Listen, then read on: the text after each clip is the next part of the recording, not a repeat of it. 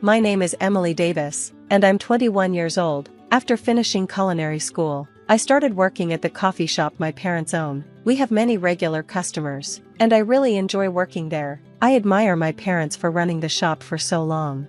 Working while studying was harder than I expected, but I was happy with my life. However, everything changed when I got an unexpected call from Bob. He told me his wife had an accident and sounded very worried. We didn't know much about the accident, but we were concerned for my sister-in-law. Bob asked if we could look after his kids while he went to the hospital, and we agreed right away. Bob brought the kids to our coffee shop, and they seemed confused, but I tried to make them feel comfortable. 2 hours later, Bob called again. We were relieved to hear that my sister-in-law was okay, but she had a bad sprained ankle and needed to rest for a while. Bob asked if we could continue taking care of the kids. At first, I was unsure if I could handle it. My parents run the coffee shop, and I also work there, so it would be hard to do this every day. But after talking it over with my parents, we decided I would look after the kids for 2 weeks. I was nervous because I didn't have much experience with kids, but they were well behaved, and things went smoothly. My mom helped me when I needed it. After 2 weeks, things settled down, and my sister-in-law was better. But then, I got another call from Bob. His wife still wasn't feeling well, and Bob asked if I could watch the kids again. I wasn't sure what to do, but I couldn't leave the kids without help, so I agreed to help occasionally. A few days later, my sister-in-law asked me to watch the kids again. I agreed, and the next day, I picked up the kids, took them to kindergarten, and then took care of them at home afterward. My mom would visit sometimes to check on things. At night, I fed the kids, bathed them, and waited for Bob to pick them up. He thanked me for helping, saying it was a lifesaver. Even though I was tired and unsure if I was doing the right thing, I didn't want to leave Bob's family without support. A few days later, I got another message from my sister-in-law asking for help again. I went to pick up the kids, dropped them off at kindergarten, and helped my parents at the cafe for a little while. When it was time to pick them up, I quickly left to get them. There were already a few people waiting to pick up their kids when I arrived. As I waited for my nephews to come out, I heard someone call my name. I turned around and was surprised to see Ashley, an older student I knew from school.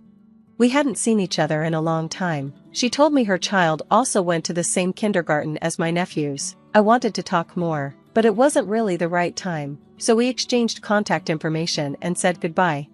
The next day, Ashley came to the cafe while I was working. My parents saw what was going on and told us we could chat when there were fewer customers. I took this opportunity to talk with Ashley. Ashley seemed to really like our cafe, which made me happy, but then, she suddenly became serious and said, "By the way, I saw your nephew's mom the other day." I was surprised by this and just nodded. She continued, saying she hadn't spoken to her, but she was sure it was her because they had talked before. Ashley seemed to struggle to find the right words, which made me curious, so I encouraged her to keep going. What Ashley said next shocked me. It seemed my mom had overheard the conversation too, and we made eye contact. After Ashley left, I asked my mom what she thought about what had been said. My mom replied, "Let's keep an eye on this situation for now," and I agreed. Then, one day, I got a call from Bob. I couldn't answer right away, and when I looked at my phone, I saw I had missed several calls from him. I quickly called Bob back. Feeling confused and worried, I asked, "What's going on?" Bob answered in a tense voice, clearly trying to control his anger. He told me that when he went home to get something he had forgotten, he found the kids alone in the house. The house was supposed to be empty, and this shocked me. But then, I started wondering, why was Bob upset with me? As I tried to ask him, my questions seemed to make him even angrier. He yelled, "My wife told me she asked you to take care of the kids today, but you left them alone, and now you're talking back to me?" I was taken aback by his words, but there were things I needed to explain, so I said, "Yes, your wife did ask me, but I told her I couldn't do it today. My mom got sick last night, and we were short-staffed at the cafe. I had to work and didn't have time to look after the kids." After hearing my explanation, Bob went quiet. Then, he asked, "According to my wife, every time she asks you to help with the kids, you complain and demand payment. Is that true?" I couldn't help but raise my voice during the conversation. I said, "I've never asked for money. I've never said anything like that. I've been helping with the kids, and Mom knows that too. If you have any doubts, why don't you ask her?" When I said this, Bob went completely silent. After a pause, he muttered, "So what was this story about money that my wife mentioned?" I replied, "I have no idea. You should ask your wife about it. Bob, sounding tired, said, I'll do that. I was still upset but felt like I had to share something I had heard from Ashley. After hearing what I said, Bob sighed and said, give me some time to think, then hung up. As I started to calm down, I grew worried about Bob, so I told my mom everything that had happened. Time passed without any word from Bob, and my parents and I were getting concerned. Then, a few days later, I got another message from Bob's wife asking me to look after the kids again. At first, I thought about saying no. I had done so much for her and the kids, and I felt like I had been treated unfairly, but I also felt embarrassed knowing I had been talked about behind my back. My mom stopped me from replying right away. She suggested I contact Bob first, so I forwarded the message to him. A few minutes later, Bob replied. It seemed like he had been upset, but after our conversation, he seemed to have made up his mind. After hearing Bob's side, I agreed to help, and I told Bob's wife, okay, and went to pick up the kids as usual. After dropping the kids off at kindergarten, I called someone. Once the call ended, I took a deep breath, preparing myself for what was coming. When I arrived at the coffee shop, Bob was already there. He looked very tense, either nervous or anxious. It was the first time I had seen him like this, and I wasn't sure how to approach him. But then, my mom stepped in. She told Bob, I'll pick up the kids, so don't worry, you need to go home and talk things out with your wife. Emily, I'm counting on you. Bob, looking surprised by my mom's words, nodded. I nodded back at her, then said, okay, I'm off, and left with Bob. When we got to Bob's house, he stopped in front of the door, looking for his keys. I noticed his hands were shaking, but I pretended not to see. Inside the house, I could faintly hear voices, my sister-in-law and a few other women talking. Bob unlocked the door and quietly opened it. We stepped inside without making a sound, and I could hear their conversation clearly. One of the voices asked, so, how's your foot doing? I could hear my sister-in-law answering the woman's question. She said, oh, it's fine, almost completely healed. I thought to myself, I knew something felt off lately, but I quickly focused again on what she was saying. Then, she added, but once it's fully healed, my husband will probably find out, and I won't be able to relax like I do now. One of the women responded, oh, right, your sister-in-law and her parents are looking after the kids, right? How lucky. My sister-in-law replied, yeah, really lucky that Emily isn't married. I'm so grateful to have an unemployed, single person living at home. Hearing this made me angry. I had suspected my sister-in-law might be taking advantage of us, but I never imagined she'd think so badly of me. My anger reached its limit, and I burst into the living room, glaring at her. Yes, I'm not married, and I live at home, but I'm not just doing nothing. I thought we were helping because you needed it. I didn't think you'd talk about it like this. But my sister-in-law wasn't focused on what I was saying. Instead, she looked confused and asked, why are you here? How did you get in? Just then, I felt a tap on my shoulder and stepped back. She finally noticed Bob, and her eyes widened. Bob, with a cold voice, said, I let her in. You've been lying to me all this time. You're the worst. You've been using the money I gave you for yourself instead of giving it to Emily. My sister-in-law turned pale. I walked over to her friends and told them it was time to leave. Everyone left with awkward expressions on their faces.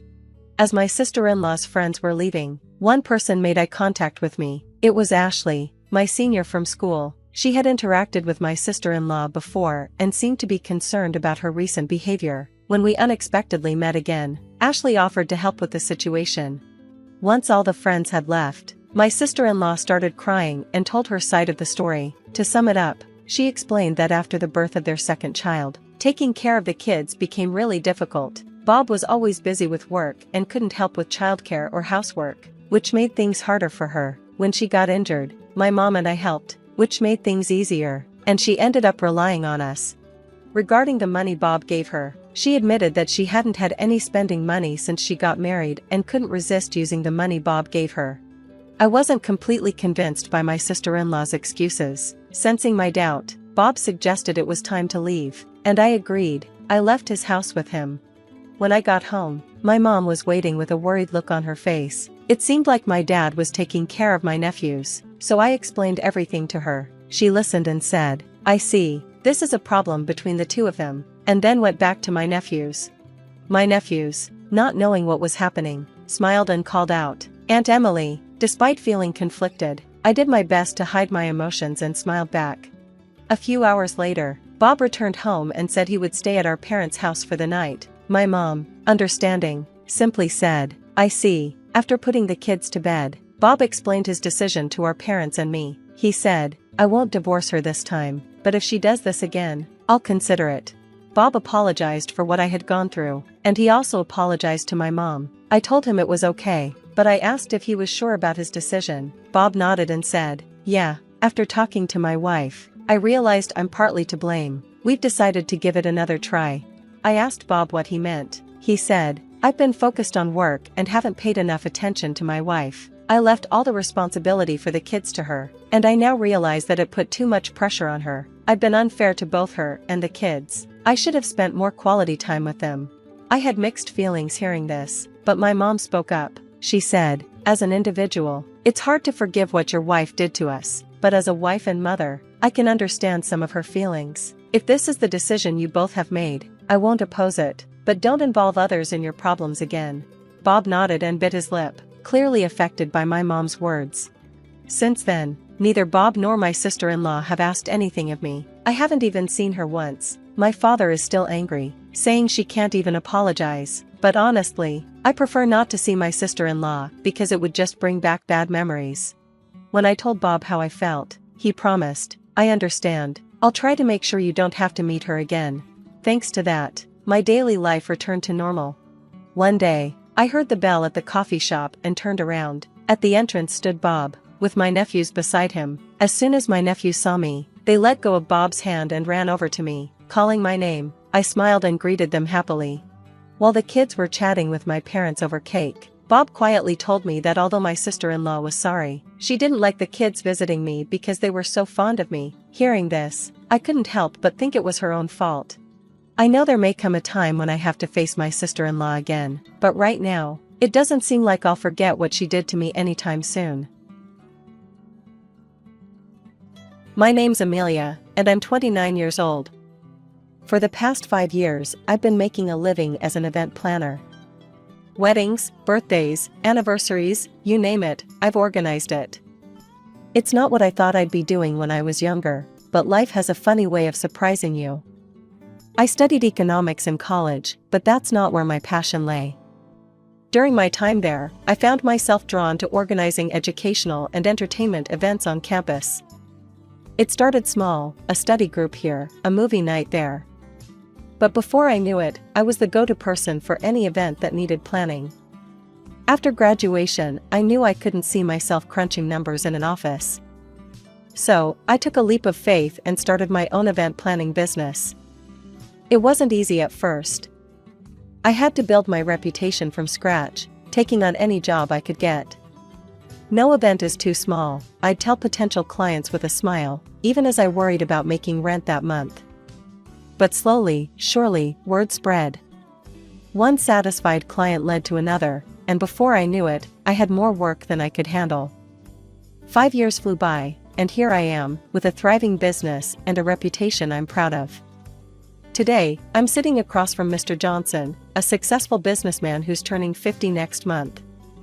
He wants a party to remember, and I'm determined to give him just that. "So, Mr. Johnson," I say, pulling out my notebook, "what did you have in mind for your big day?"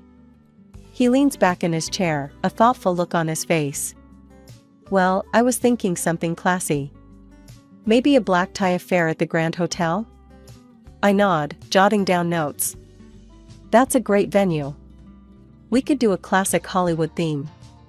Red carpet entrance, paparazzi-style photographers."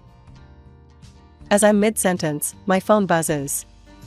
I glance at it, ready to ignore the call, but the name on the screen makes me pause. It's my sister, Sarah. Now, I should probably explain about my family. It's complicated. I have a younger sister, Sarah, who's 7 years my junior. She's always been the apple of our parents' eye. Don't get me wrong, my parents took care of me too, but there was always a difference in how they treated us. When I went to college, they couldn't find the money to help me out. It was my grandmother who stepped in, bless her soul. But a few years later, when Sarah went to college, suddenly, my parents had no problem paying for her tuition and a rented apartment. It stung, I won't lie. Over the years, I've learned to accept it, but it's left a mark. I don't talk to my family much these days. So, seeing Sarah's name on my phone is a surprise. "I'm sorry, Mr. Johnson," I say, standing up. "Would you excuse me for a moment? It's my sister, and she rarely calls." He waves me off with a kind smile. "Of course, take your time." I step out of the room and answer the phone. "Sarah? Is everything okay?" "Amelia." Her voice is bright, excited. "You need to come over to Mom and Dad's right away. We have big news." I sigh, knowing I'll regret this. "All right, I'll be there as soon as I can." I hang up and return to Mr. Johnson, apologizing profusely. "I'm so sorry, but I have a family emergency. Can we reschedule for tomorrow?" He's understanding, thankfully. I drove to my parents' house with a knot in my stomach. It had been months since I'd last been there, and I wasn't exactly looking forward to this impromptu family gathering. I rang the doorbell, and my mother answered, a forced smile on her face. "Amelia, dear, come in." The living room was crowded. My father sat in his usual armchair. Sarah was perched on the couch, practically vibrating with excitement. Next to her was a man I didn't recognize, about my age, with a polite smile. "Amelia." Sarah jumped up, grabbing the man's hand and pulling him forward. "This is Mark, my fiancé." I blinked, surprised. "Fiancé? Wow, congratulations." Mark seemed nice enough, but I couldn't help wondering how long they'd been together. Sarah had never mentioned him before. "So," I said, turning to Sarah, "is this why you called me over? To meet Mark?" Sarah's smile widened. "Well, partly. But there's more." She clasped her hands together, practically bouncing. "We're having an engagement party soon, and I want you to plan it." I felt a sinking feeling in my stomach. "Oh, Sarah, I don't know. I'm pretty booked up right now." "Nonsense," my father interrupted, his voice gruff. "This is your sister we're talking about. Family comes first." I bit back a retort about how family hadn't come first when I needed help with college. Instead, I forced a smile. "It's not that simple, Dad. I have commitments to other clients." "But you're the best at this stuff," Sarah insisted. "And I want the most amazing engagement party ever. Of course it'll be free. You wouldn't charge your own sister, would you?" I looked around the room, seeing expectant faces. Even Mark looked like he assumed I'd do this for nothing. I felt cornered. "Okay," I said finally, my voice tight. "I'll organize it for free. But you'll need to cover all the other expenses, venue, catering, decorations, music, everything else." Sarah squealed and hugged me. "You're the best, Amelia. We'll pay for everything else, promise." As I left the house an hour later, after listening to Sarah's grand ideas for her perfect engagement party, I felt a mixture of regret and resignation. I'd have to call Mr. Johnson and cancel our rescheduled meeting. There went a lucrative contract. Back home, I picked up my phone and dialed Mr. Johnson's number. "Mr. Johnson? It's Amelia. I'm so sorry, but I won't be able to take on your birthday party after all. A family obligation has come up. My friend Lisa is also an event planner. She's excellent. I can give you her contact information if you'd like." After passing along Lisa's details and apologizing once more, I hung up. I stared at my phone, a sense of unease growing in my stomach. I'd just turned down a major client for a job I wasn't even getting paid for. The next few weeks were a whirlwind of planning and preparations. I secured a beautiful restaurant for the date Sarah wanted. It wasn't easy, the place was popular and usually booked months in advance. But Tony, the owner of the restaurant, couldn't resist my pressure. I also worked with the chef to create a spread that would impress even the most discerning guests. Then came the decorations, the music, the invitations, every detail had to be perfect. I called my go-to DJ, Mike, to book him for the event. He agreed, albeit reluctantly. I had similar conversations with all my usual contractors, the florist, the cake baker, the photographer. They all trusted me enough to agree to delayed payment, but I could sense their unease. As the days passed, I found myself turning down other jobs to focus on Sarah's party. It was eating into my income, but I told myself it would be worth it to see my sister happy. Finally, with everything arranged, I sat down to create the invoice. I carefully itemized every expense, from the venue rental to the last flower in the centerpieces. The total was substantial. I took a deep breath and emailed the invoice to Sarah. There, I muttered to myself. All done. That evening, my phone rang. It was Sarah. Hey sis, I answered. Did you get the invoice? There was a moment of silence, then Sarah's voice came through, sickly sweet. Amelia, darling, there must be some mistake. Why are you sending me a bill? I frowned, confused. What do you mean? It's the invoice for all the expenses for your engagement party. Remember, you said you'd cover everything except my fee? Sarah laughed, a sound that sent chills down my spine. Oh, Amelia. I thought you understood.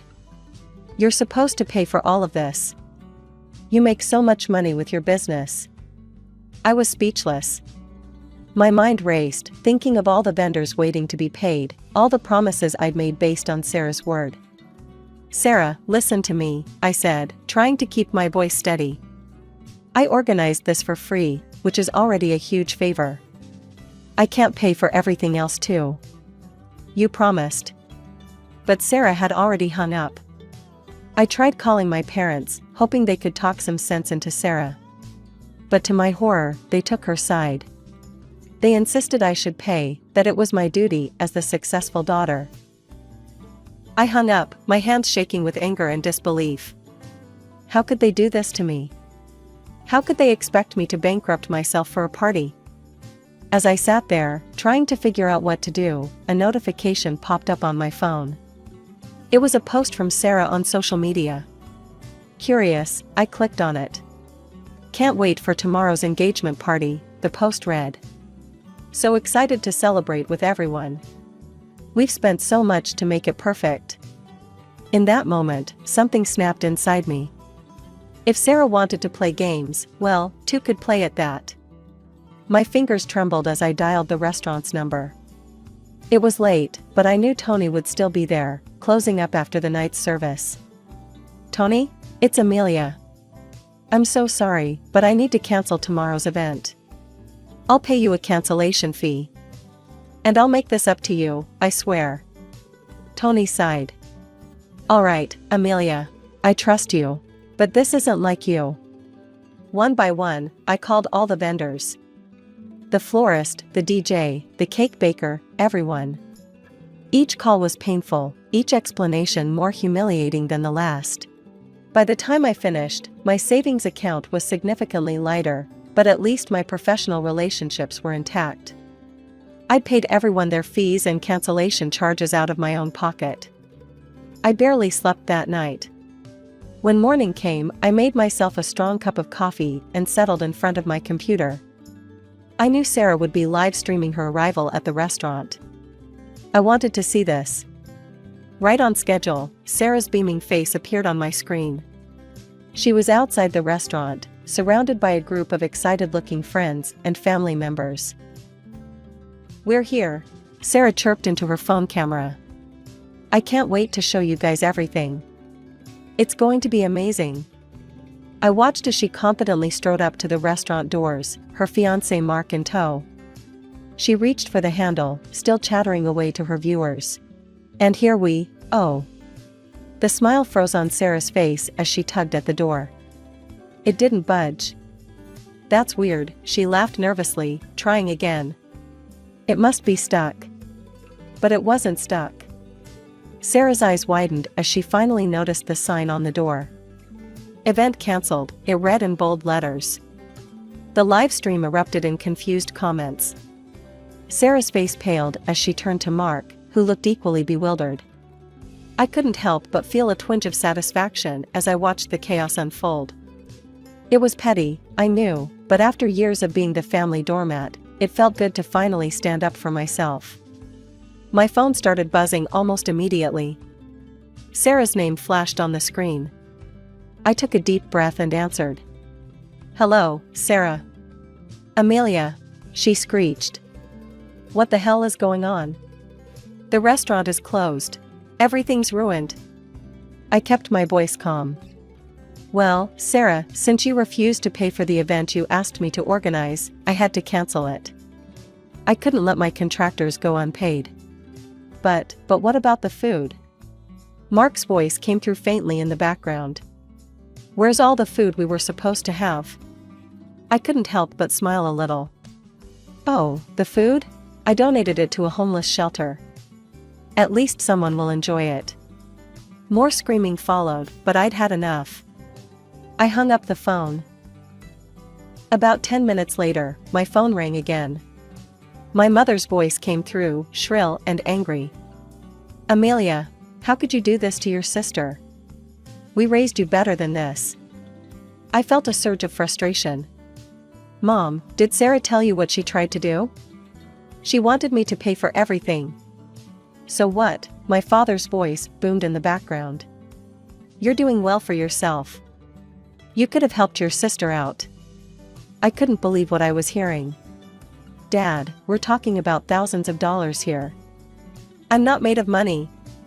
"You're just being selfish," my mother snapped. "Your poor sister is heartbroken. Her special day is ruined because of your greed." I tried to stay calm, but their words were cutting deep. "Greed? I organized everything for free. I even paid cancellation fees out of my own pocket." But they weren't listening. My mother's next words felt like a slap in the face. "You know what I think?" she said, her voice cold. "I think you did this because you're jealous. You're almost 30, Amelia. No husband, no children. You couldn't stand to see her getting married while you have no one." I hung up the phone, my hands shaking. Tears stung my eyes, but I refused to let them fall. How dare they?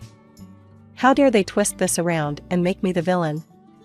As I sat there, trying to process everything that had happened, an idea struck me. If Sarah and Mark had promised to pay for everything, where did that money go? They must have had it, right? I opened my laptop and drafted an email. In it, I detailed all the expenses I had incurred, including the cancellation fees. I demanded that Sarah and Mark reimburse me for every penny. "If you don't pay," I wrote, my fingers flying over the keyboard, "I'll be forced to take legal action." I hit send before I could second-guess myself. It was a bold move, I knew, but I was done being the family pushover. Within minutes, my phone was buzzing again. This time, it was a barrage of text messages from Sarah and Mark. I steeled myself and opened them. The messages were a mix of threats and insults. Sarah called me every name in the book, while Mark threatened to ruin me if I tried to take them to court. I saved screenshots of every message. If this did end up in court, I wanted all the evidence I could get.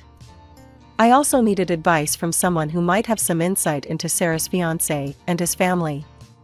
That's when I remembered my Aunt Linda. She always seemed to know all the town gossip. Maybe she could tell me something about Mark and his family. I dialed her number, hoping she'd be willing to talk. "Aunt Linda? It's Amelia. I need to ask you something about Sarah's fiancé." Aunt Linda's voice crackled through the phone, warm and familiar. "Amelia, dear. It's been ages. What do you want to know about Mark?" I took a deep breath. "Well, I was wondering if you knew anything about his family, their financial situation." "Oh, honey," Aunt Linda chuckled. "You're asking the right person.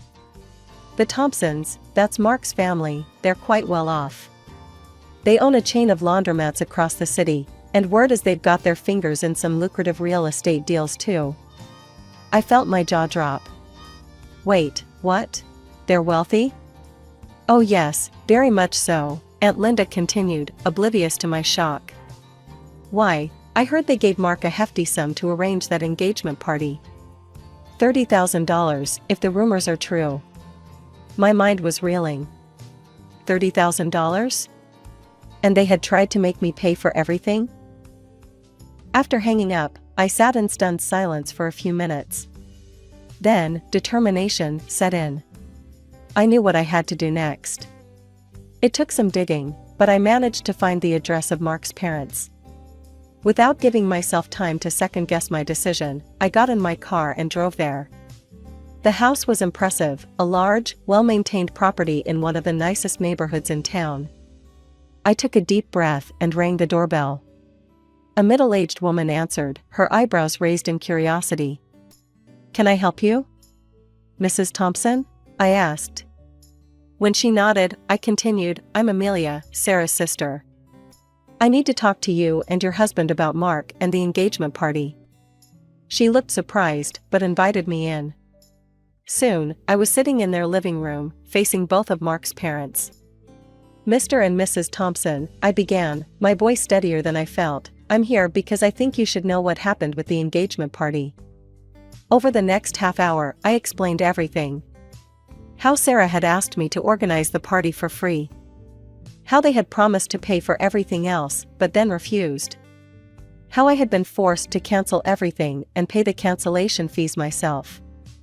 As I spoke, I saw the shock and dismay growing on their faces. When I finished, there was a long silence. Finally, Mr. Thompson spoke, his voice tight with anger. "We gave Mark $30,000 for this party.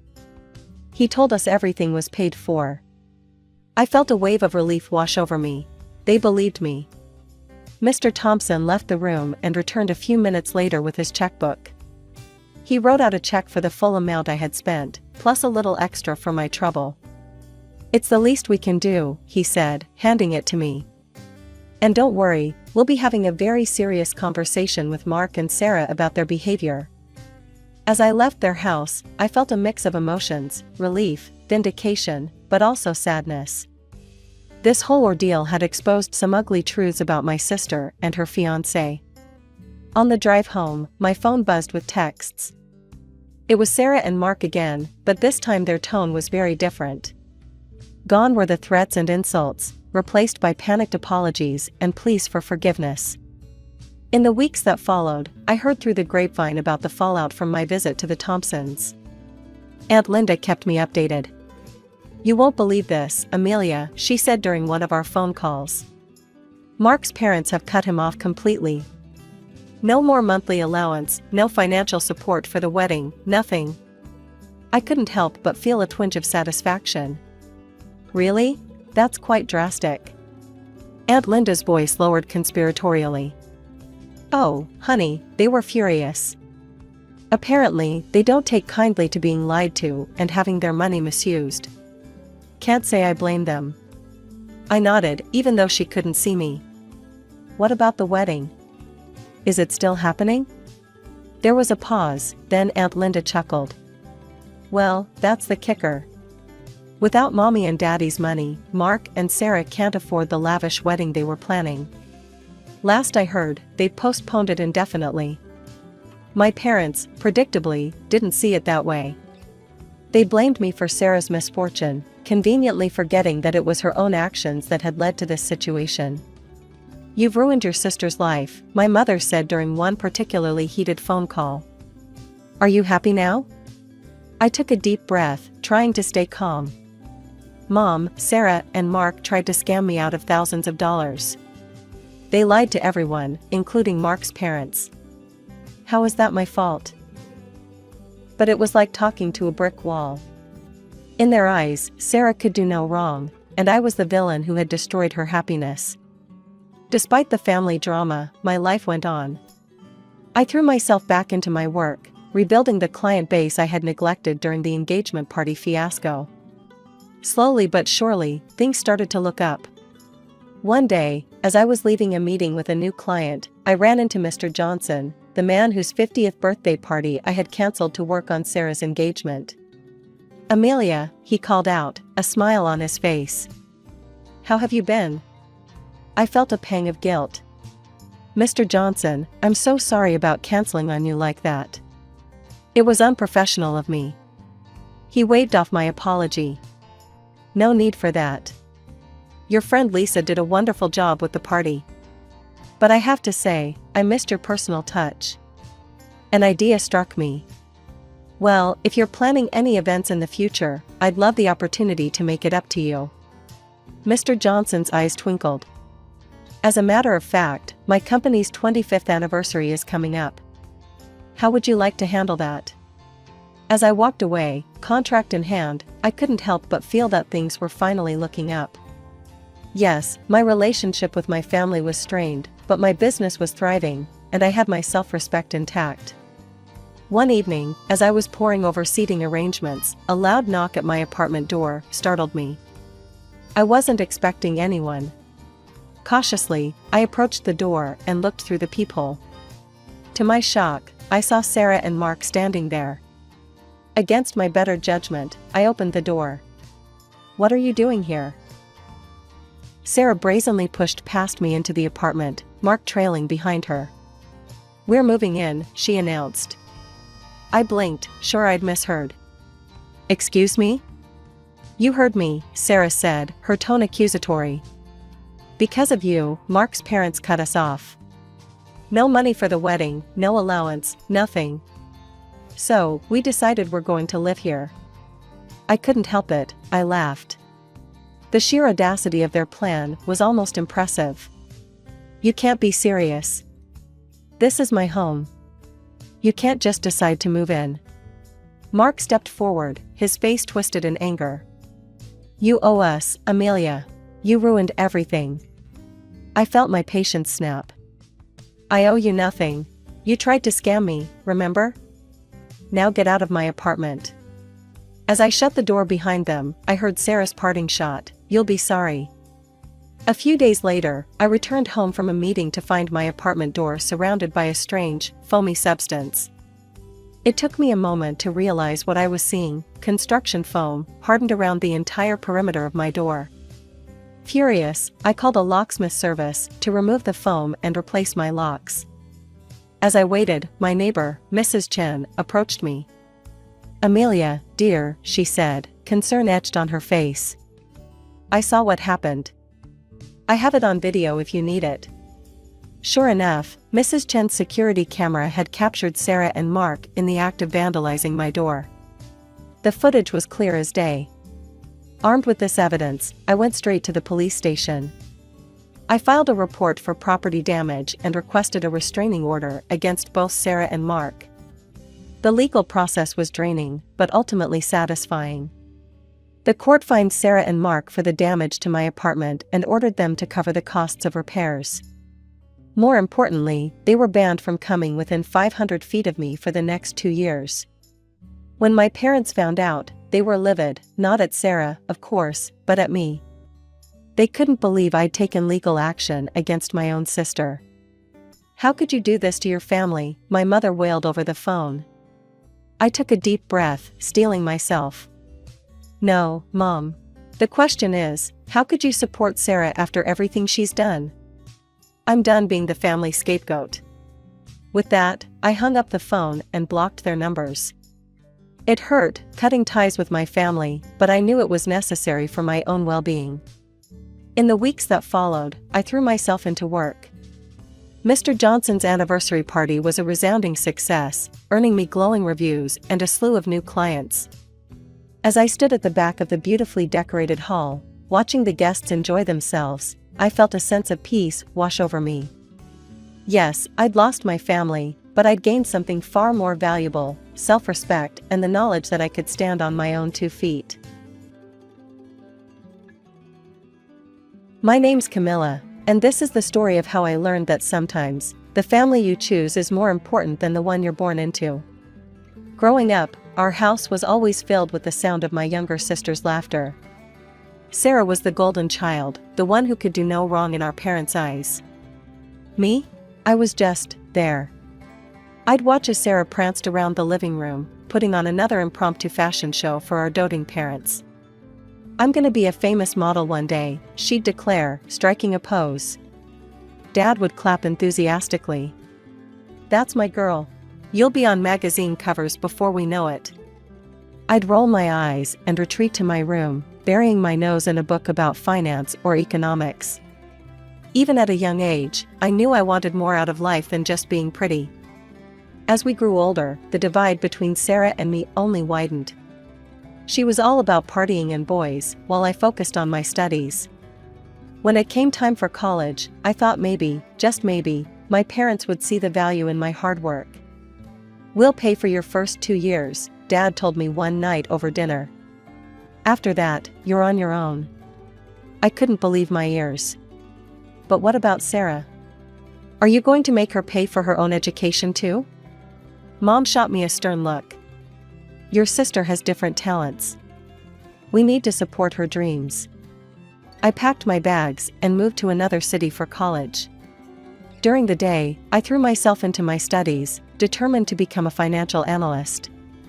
At night, I worked whatever jobs I could find, waitressing, tutoring, you name it. Every penny I earned went into my savings for tuition. It wasn't easy. There were nights when I'd cry myself to sleep, exhausted and wondering if it was all worth it. But I refused to give up. I knew that education was my ticket to a better life, away from the constant comparisons and disappointments of my childhood home. By my 3rd year, I'd saved enough to cover my tuition. And for my final year? I hit the jackpot, a full scholarship based on my academic performance. Take that, Mom and Dad. Meanwhile, Sarah was living it up back home. She'd drop out of community college after a semester, claiming it was cramping her style. Last I heard, she was bouncing between modeling gigs and part-time jobs, still living in our parents' house. After graduation, I made the decision to stay in the city where I'd attended college. It felt more like home than my childhood house ever had. With my degree in finance and glowing recommendations from my professors, I landed a job at a prestigious firm. It wasn't entry-level either. They recognized my potential and gave me a position with real responsibility. I threw myself into work with the same determination I'd shown in college. Long nights, early mornings, whatever it took to prove myself. And prove myself I did. "Camilla, that deal you closed last week was impressive," my boss said one day, calling me into his office. "Keep this up, and you'll be looking at a promotion before you know it." I beamed with pride. This was what I'd worked so hard for, recognition based on my own merits, not comparisons to anyone else. It was around this time that I met Jake. We were both reaching for the same finance magazine at a local coffee shop, and our hands touched. Cliché, I know, but sometimes life really does play out like a rom-com. "Sorry," he said, flashing a warm smile. "You take it. I insist." "How about we share it over coffee?" I suggested, surprising myself with my boldness. That coffee date turned into dinner, which turned into weekend getaways, and before I knew it, 5 years had flown by. Jake was everything I'd ever wanted in a partner, kind, ambitious, and supportive of my career. Meanwhile, my career flourished. Each successful deal brought bonuses and new opportunities. By the time I hit 32, I'd saved enough for a down payment on an apartment and bought myself a reliable car. It wasn't flashy, but it was mine, earned through my own sweat and tears.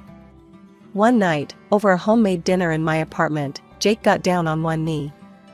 As he slipped the ring on my finger, I couldn't help but think how different my life was now compared to my childhood. Here was someone who loved me for who I was, not who he wanted me to be. We decided to save up for a big wedding. After all, we'd both worked hard to get where we were, why not celebrate in style? I wanted to be perfect, I told Jake one evening as we scrolled through wedding websites. A day that shows how far we've come. Jake squeezed my hand. "Whatever you want, love. You deserve it." I threw myself into wedding planning with the same enthusiasm I'd shown in my career. I subscribed to bridal magazines, joined online forums, and created mood boards. Every spare moment was spent dreaming up our perfect day. Meanwhile, life back in my hometown hadn't changed much. Sarah was still living with our parents, now with a baby in tow. The father, some guy she'd dated for a few months, had disappeared as soon as he'd heard the news. "Your sister needs our help," Mom said during one of our rare phone calls. It's not easy being a single mother. I bit my tongue, holding back the retort that Sarah had made her own choices. Instead, I simply said, "I'm sure she'll figure it out." "That's the problem with you, Camilla," Mom sighed. "You've always been so cold towards your family." The accusation stung, but I refused to let it get to me. I'd spent too many years trying to win their approval. Now, I was focused on building my own life, my own family with Jake. One ordinary Tuesday, as I was reviewing some financial reports at work, my phone buzzed with an email notification. The sender's name made my heart skip a beat, Sarah. With a mixture of curiosity and apprehension, I opened it. What I saw made my blood run cold. It was a scanned copy of our parents' will. As I skimmed through the legal jargon, one fact became crystal clear: Sarah was the sole heir to everything our parents owned. My hands shaking, I dialed my mother's number. She picked up on the third ring. "Mom, what's this will Sarah sent me?" I demanded, trying to keep my voice steady. "Why am I not included?" There was a pause on the other end of the line. When she spoke again, her tone was defensive. "Camilla, you're doing well for yourself. You have a good job, an apartment, a car. You don't need our money." "That's not the point," I argued, my voice rising. "I'm your daughter too. Don't I deserve?" "Your sister is struggling," Mom cut me off. "She's a single mother, she has no job. We can't leave her with nothing." The conversation went on like this for a while, with me trying to understand their decision and Mom defending it. In the end, I hung up feeling hurt, angry, and completely dismissed. Over the next few weeks, I distanced myself from my family. I stopped calling, stopped responding to messages. It hurt, but I told myself it was for the best. I had my own life now, my own family with Jake. I didn't need their approval anymore. But just as I was starting to feel at peace with my decision, life threw another curveball my way. It was a quiet Sunday afternoon. Jake and I were lounging on the couch, flipping through wedding venues online, when my phone rang. It was my mother again. Against my better judgment, I answered. "Hello?" "Camilla," my mother's voice was strained, almost panicked. "I need surgery. Urgently. The insurance won't cover it all, and we need money." I closed my eyes, bracing myself for what was coming next. "How much?" $22,000, she said quietly. The amount hit me like a punch to the gut. It was a large chunk of what Jake and I had saved for our wedding. I glanced at Jake, who was watching me with concern. I need to think about this," I told her. "I'll call you back." After I hung up, I filled Jake in on the situation. He listened thoughtfully, then said, "It's your decision, babe. But if it were my parents, I'd want to help." I nodded, torn between my lingering resentment and the desire to do the right thing. Finally, I called my mother back. "I can help," I said. "But I want to do this properly. I'll open a bank account and transfer the money there. You can pay me back gradually." To my surprise, my mother balked at the idea. No, we need cash." "Can you bring it in person?" Something about her insistence on cash set off alarm bells in my head. "Mom, I can't take time off work right now. But I can pay the hospital directly if you give me the details." "No," she said quickly. I don't understand all these modern banking things. Please, Camilla. Cash would be easiest." I was confused and a little suspicious, but I pushed those feelings aside. This was my mother's health we were talking about. "Okay," I said finally. "I can't come myself, but Jake can bring the money. Is that all right?" She agreed, and we made the arrangements. As I hung up, I couldn't shake the feeling that something wasn't quite right. But I pushed those thoughts aside. After all, what could possibly go wrong? Jake left early the next morning, a briefcase containing $22,000 in cash securely tucked under his arm. I kissed him goodbye, a knot of anxiety twisting in my stomach. I asked him to be careful and to call me as soon as he was done. He nodded, giving me a reassuring smile, promising he had everything under control. Hours later, my phone buzzed with a text from Jake, informing me of his arrival. I held my breath, waiting for his call. When it finally came, Jake's voice was filled with a mix of emotions as he recounted the events of his visit. Upon arriving at my parents' house, Jake found that neither of my parents was home. Instead, he was greeted by my sister, Sarah. Jake explained the purpose of his visit, stating that he had brought money intended for my mother. Sarah informed him that our mother had been admitted to the hospital and our father had gone to visit her. She explained that they were borrowing this money to pay for our mother's operation. Despite the unexpected turn of events, Jake handed over the money to Sarah. After completing this task, he quickly excused himself and left. When Jake returned home, I was eager to hear about his trip. As he walked through the door, I rushed to greet him. "Thank you for doing this, Jake. I'm sure it will help my mom a lot." "There's something else," Jake added, looking a bit uncertain. Sarah wasn't alone in the house. There was a guy there, looked like he was living there. I blinked in surprise. A guy? Living there? Mom never mentioned Sarah had a boyfriend, let alone one who moved in. Jake shrugged. "Yeah, he seemed pretty comfortable. I was surprised too." I sat back, processing this new information. It was strange that my mother hadn't mentioned Sarah's boyfriend, but I brushed it off as just another example of our poor communication. "Well, I'm just glad we could help with Mom's operation," I said finally. "I hope she recovers quickly." As we sat there on the couch, I felt a mix of emotions. I was worried about my mother's health, but also grateful that we had been able to help. The presence of Sarah's boyfriend at my parents' house was unexpected, but I decided not to dwell on it. After all, my family's well-being was what mattered most right now. Every day, I'd call to check on my mother's progress, my heart racing each time until I heard her voice. "The operation went well, dear," she'd say, her tone reassuring. "We're so grateful for your help." "I'm feeling better already." Relief washed over me with each call, but a nagging feeling persisted in the back of my mind. Something felt off, but I couldn't quite put my finger on it. A month passed, and I decided it was time to see for myself how my mother was doing.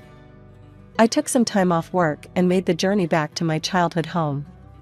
When I arrived, I was surprised to find my mother already up and about, looking normal. There were no visible signs of her recent surgery, no hints of the illness that had allegedly threatened her life just weeks ago. "Mom," I started, hesitantly, "how are you feeling after the operation?" She waved her hand dismissively, avoiding my gaze. "Oh, much better. No need to worry about all that now. Would you like some tea?" I wanted to press further, but seeing her bustling around the kitchen, I decided not to upset her. Maybe she just didn't want to relive the ordeal. My father was there too, doting on my young niece. Sarah, however, was conspicuously absent. "Where's Sarah?" I asked, watching my niece play with her toys. My mother's face lit up. "Oh, Sarah's doing so well. She's got a job now, can you believe it? Works 7 days a week, even spends some nights there. Such a hard worker, our Sarah." I couldn't hide my shock. This didn't sound like the sister I knew at all. "Wow, that's quite a change. People can surprise you," my mother said, a strange smile playing on her lips. I spent 2 days with my parents, playing with my niece, and trying to reconnect with my family. But something felt off. There was an undercurrent of tension, whispered conversations that would stop when I entered the room. Finally, it was time for me to head back home. As I drove, my mind wandered, trying to make sense of the strange visit. On a whim, I pulled over at a rest stop and decided to check social media. I hadn't bothered in a while, given how distant I'd become from my family. As I scrolled through Sarah's profile, my heart stopped. There, in vibrant color, were photos of my sister in a white gown, beaming next to a man I recognized as the one Jake had seen at the house. The caption read, "Just married. Thanks Mom and Dad for the amazing wedding and dream honeymoon."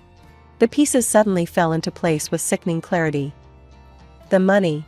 The rushed need for cash. The evasive answers about the operation. It had all been a lie. My vision blurred as the reality of the situation hit me. Without thinking, I flung open the car door and stumbled out, gasping for air. The cool breeze did little to calm the storm of emotions raging inside me. Betrayal, anger, hurt, they all swirled together as I leaned against my car, trying to steady myself. With shaking hands, I pulled out my phone and dialed my mother's number. Each ring felt like an eternity until finally, she answered. "Camilla? Is everything all right?" Her voice was casual, as if nothing was wrong. "Mom," I managed, my voice trembling. "I need you to be honest with me.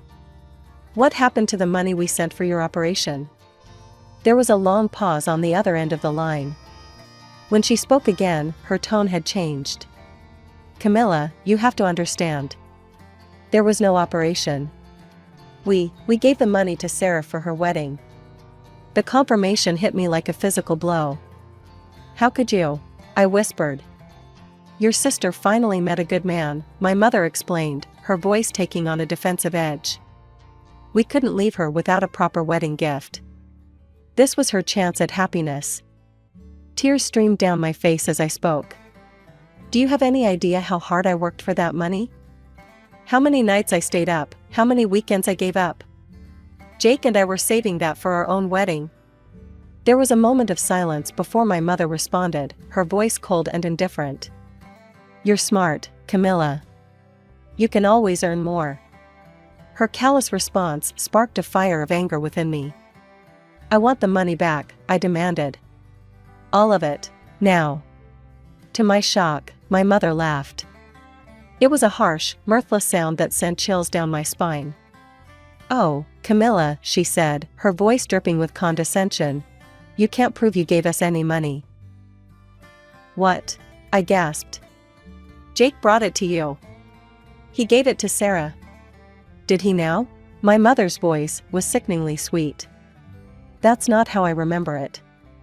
If you try to take this to court, I'll tell them your boyfriend is a fraud.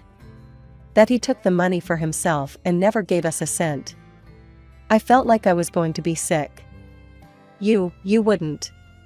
"Try me," she challenged. "It's your word against ours, dear. And let's face it, who would believe the daughter who's barely spoken to her family in years over her poor, struggling sister and her devoted parents?" Before I could respond, the line went dead. I stared at my phone in disbelief, my mother's words echoing in my ears. The depth of their betrayal was staggering. Not only had they lied to me, stolen from me, but now they were threatening to paint Jake as a criminal if I tried to get the money back. I slumped against my car, my legs no longer able to support me. How had it come to this? My own family, the people who were supposed to love and support me unconditionally, had manipulated and betrayed me in the worst possible way. I stumbled through our apartment door, emotionally drained and still reeling from the conversation with my mother. Jake was there in an instant, concern etched across his face. "Camilla, what happened?" he asked, guiding me to the couch. Through tears, I recounted everything, the wedding photos, the phone call, my mother's cruel words and threats. Jake listened intently, his arms around me, providing silent support. When I finished, Jake took a deep breath. "I had a feeling something wasn't right about that whole situation," he said softly. "That's why I took some precautions." Jake stood up and retrieved his laptop. "I bought a hidden camera before I went to your parents' house," he explained. "I had a hunch we might need proof of what happened." My eyes widened as Jake pulled up a video file. There on the screen was Jake, handing over the cash to Sarah. Clear as day, we could hear Sarah counting the money and stating it was for our mother's operation. "Jake," I whispered, "you're brilliant." He squeezed my hand. "With this, we can prove what really happened. Your mother can't deny it or threaten to accuse me of fraud." The next day, we met with a lawyer. After reviewing our evidence, she was confident we had a strong case. "It won't be a quick process," she warned us. "These things take time. But with this video, I believe we'll win." As we left the lawyer's office, Jake turned to me. "You know, we don't have to put our lives on hold while this plays out," he said. "Why don't we get married now?" I looked at him, surprised. "But what about the big wedding we were planning?" Jake shook his head. "That doesn't matter. What matters is us, starting our life together. We don't need a lavish party for that." Over the next few weeks, we planned a small, intimate ceremony. It wasn't the grand affair we'd originally envisioned, but as I stood there, exchanging vows with Jake surrounded by our closest friends, I realized this was perfect. There was a noticeable absence, my family. I hadn't called them, hadn't told them about the wedding. As much as it hurt, I knew it was for the best. As Jake and I shared our first dance as a married couple, I felt a weight lift off my shoulders. Yes, there was still a legal battle ahead, and the pain of my family's betrayal was still fresh. But here, in this moment, surrounded by people who truly loved and supported me, I felt hope for the future. Months passed, and our lawsuit against my mother finally went to court. As we presented our evidence, including Jake's video recording, I could see the shock and disbelief on the judge's face. My mother's attempts to paint us as liars crumbled in the face of irrefutable proof. The day the verdict was announced, my phone rang. It was my mother. "How dare you," she hissed, her voice dripping with venom. "After everything we've done for you, this is how you repay us? You ungrateful child." I remained silent as she ranted, listing off every perceived sacrifice they'd made for me growing up.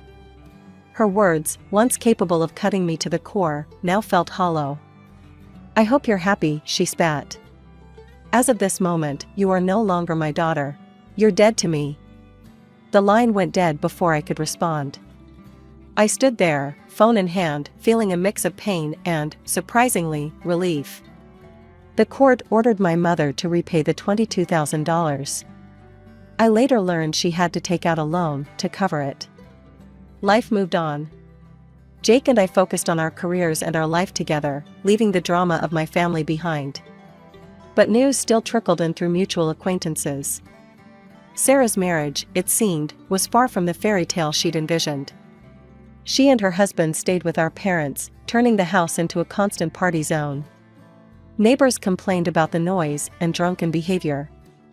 It all came to a head when Sarah's husband, in a drunken rage, tried to kick my parents out of their own home. The police were called, and the ugly truth of their situation was laid bare for all to see. The final straw came when Sarah lost custody of her daughter due to her negligent behavior.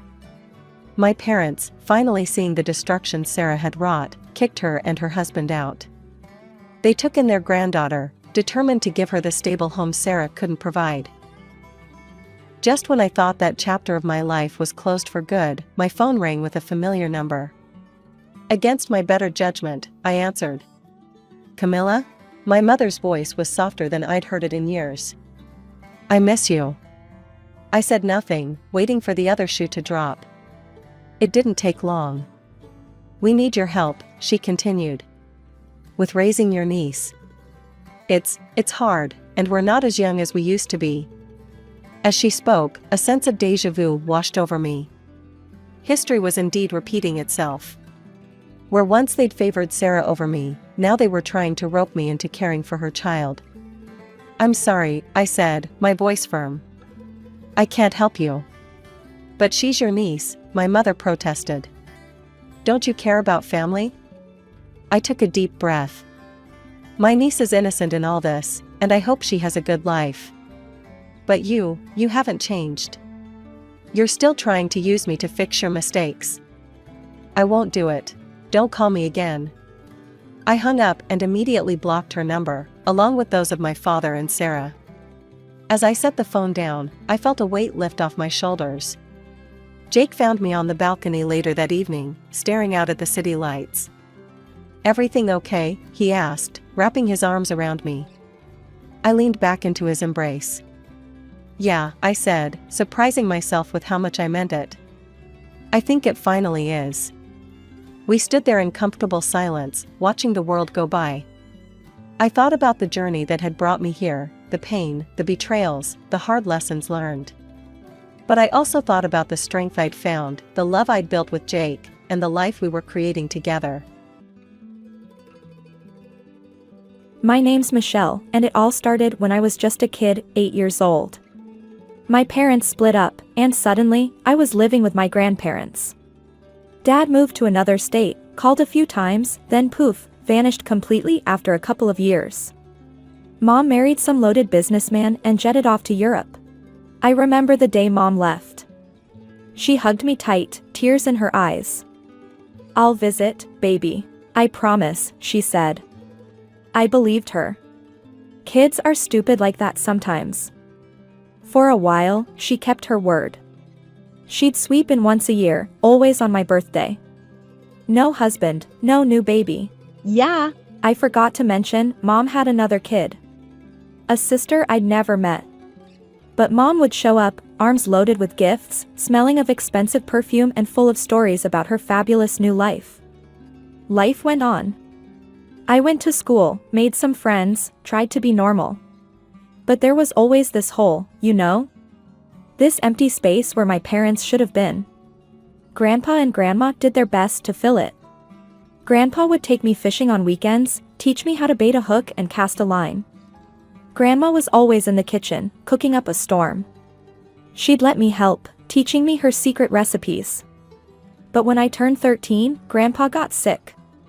Cancer, the doctors said. It was quick, brutal. One minute he was there, telling his corny jokes and showing me how to fix a leaky faucet. The next, he was gone. The funeral was small. Just me, Grandma, and a handful of neighbors. Mom couldn't make it. "Business emergency," she said over the phone. I wanted to scream at her, tell her that her own father was dead, for crying out loud. But I didn't. I just said, "Okay, Mom, I understand." When I turned 16, Mom's yearly visits suddenly stopped. No explanation, no apology, just radio silence. Our relationship dwindled down to occasional phone calls, usually initiated by me. Meanwhile, I threw myself into my studies. Graduated high school with decent grades, nothing spectacular but enough to get me into a local college. Those years flew by in a blur of classes, part-time jobs, and hanging out with friends. Before I knew it, I was tossing my cap in the air at graduation. After college, I landed a job at a local marketing firm. Nothing glamorous, but it paid the bills and gave me a sense of purpose. Life was okay. Not great, not terrible, just okay. I had my routine, my friends, my cozy little world in Grandma's house. But life, that sneaky bastard, had other plans. It started with Grandma forgetting things. Small stuff at first, where she put her glasses, what day it was. I brushed it off as old age. But then it got worse. She'd forget to turn off the stove, wander out of the house in her nightgown. The diagnosis came like a punch to the gut, Alzheimer's. I tried my best to take care of her, but it was hard. Watching the woman who raised me, who was my rock, slowly slip away, it was hell. The day she died, I was holding her hand. She looked at me, really looked at me, for the first time in months. "Michelle," she said, her voice barely a whisper, "I love you, sweetheart." And then she was gone. I called Mom, choking back tears. "Mom, Grandma's, she's gone." There was a long pause on the other end. "Oh, Michelle," she finally said, her voice oddly flat. "I'm so sorry. I can't get away right now. Work is just crazy. You understand, don't you?" So I planned the funeral alone. Picked out the casket, arranged the flowers, wrote the eulogy. The service was small, just like Grandpa's. As I watched them lower the casket, I felt more alone than ever. After the funeral, I went back to Grandma's house, my house now, I guess. It felt too big, too empty. But I couldn't bear the thought of leaving. This was my home, filled with memories of the two people who'd raised me. Life went on. I threw myself into work, trying to fill the void Grandma left behind. Months passed, then a year, then 2. Then, out of the blue, Mom called. "Michelle, darling," she chirped, sounding oddly cheerful. I have wonderful news. Your sister's coming to America for college. Isn't that exciting? I blinked, caught off guard. Yeah. I guess. That's nice. Here's the thing, Mom continued, her voice taking on that syrupy sweet tone she used when she wanted something. She wants to go alone, but I'm worried about her. I was hoping she could stay with you. I felt my stomach drop. Mom, I don't think. Now, Michelle, she cut me off, her voice suddenly sharp. Let's not forget who that house really belongs to. I'm the direct heir, you know. I've been very generous letting you live there. The least you could do is look after your sister. I felt like I'd been slapped. But Grandma left the house to me, I said weakly. She wrote a will. Mom laughed, a cold sound that sent chills down my spine. Oh, sweetie. You don't understand how these things work. Trust me, I could claim that house if I wanted to. But I'm not going to, as long as you help out with your sister. Understand? My mind was reeling. Could she really take the house? I didn't know enough about inheritance law to be sure. And the thought of losing my home, the last connection I had to Grandma and Grandpa. The day my sister arrived felt like the beginning of the end. I stood at the airport, holding a sign with her name, Chloe, feeling like an idiot. I'd only seen her in Mom's Facebook photos, always dolled up and posing like a model. I figured I'd spot her easily. Boy, was I wrong. I almost missed her when she strutted out of the arrival gate. This girl looked nothing like the sister I'd seen in pictures. She was, well, perfect. Too perfect. Like someone had ordered her from a celebrity lookalike catalog. Chloe? I called out, uncertain. She turned, her oversized sunglasses perched on a nose that was definitely not the one I'd seen in older photos. Oh my God, you must be Michelle, she said, her voice dripping with disdain. As she got closer, I could see the work she'd had done. Lips pumped up like life rafts, cheekbones that could cut glass, and a body that screamed at plastic surgeon's magnum opus. I felt like a potato next to her. As we waited for a porter, because apparently, that was a thing now, Chloe started rattling off demands like she was reading from a 5-year-old's Christmas list. So, like, in Europe, we have this amazing housekeeper who does everything. And a cook. You've arranged for that, right? She didn't wait for an answer. And I'll need my own car. Nothing cheap, obviously. Maybe a Mercedes. I stood there, mouth hanging open. Was this girl for real? Chloe, I said, trying to keep my voice level, I work a regular job. I can't afford. She cut me off with a wave of her manicured hand. Ugh. Whatever. Mom will take care of it. Let's just go already. We made it to the parking lot, and I led her to my car, a beat-up old Honda that had seen better days. Chloe took one look at it and lost her mind. What kind of squalor is this? Each word was like a slap. You expect me to ride in that thing? Before I could respond, she whipped out her phone. Mom? Yeah. It's me. You will not believe what Michelle is trying to make me ride in. It's practically a death trap. Huh? Yeah. Okay, love you too. She hung up and turned to me, a smug smile on her face. Mom's arranging for a car service. You can take that rust bucket home yourself. An hour later, Chloe's fancy town car pulled up in front of Grandma's house. As soon as we stepped inside, Chloe's dramatics reached new heights. Ugh. It smells like old people and mothballs in here, she shrieked. This is, like, a health hazard or something. We need to throw everything out and start over. I watched in horror as she stomped through the house, criticizing everything from the worn carpet to the family photos on the walls. When she reached my bedroom, she tossed her designer bag on the bed. This room's mine now. You can sleep. I don't know, wherever. The couch maybe? I stood there, speechless. This was my room. My sanctuary. The place where I'd cried myself to sleep after Grandma died, where I'd celebrated getting my first job, where I kept all my memories. But looking at Chloe's face, I knew arguing would be pointless. This girl was used to getting her way, and she'd make my life hell if I refused. A week after Hurricane Chloe made landfall in my life, I came home from work to find a shiny new Mercedes parked in my spot in the garage.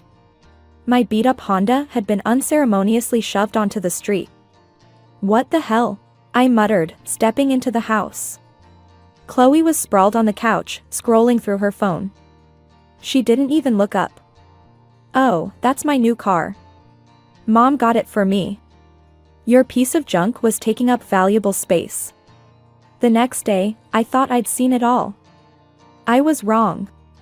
I came home from work, exhausted and looking forward to a quiet evening.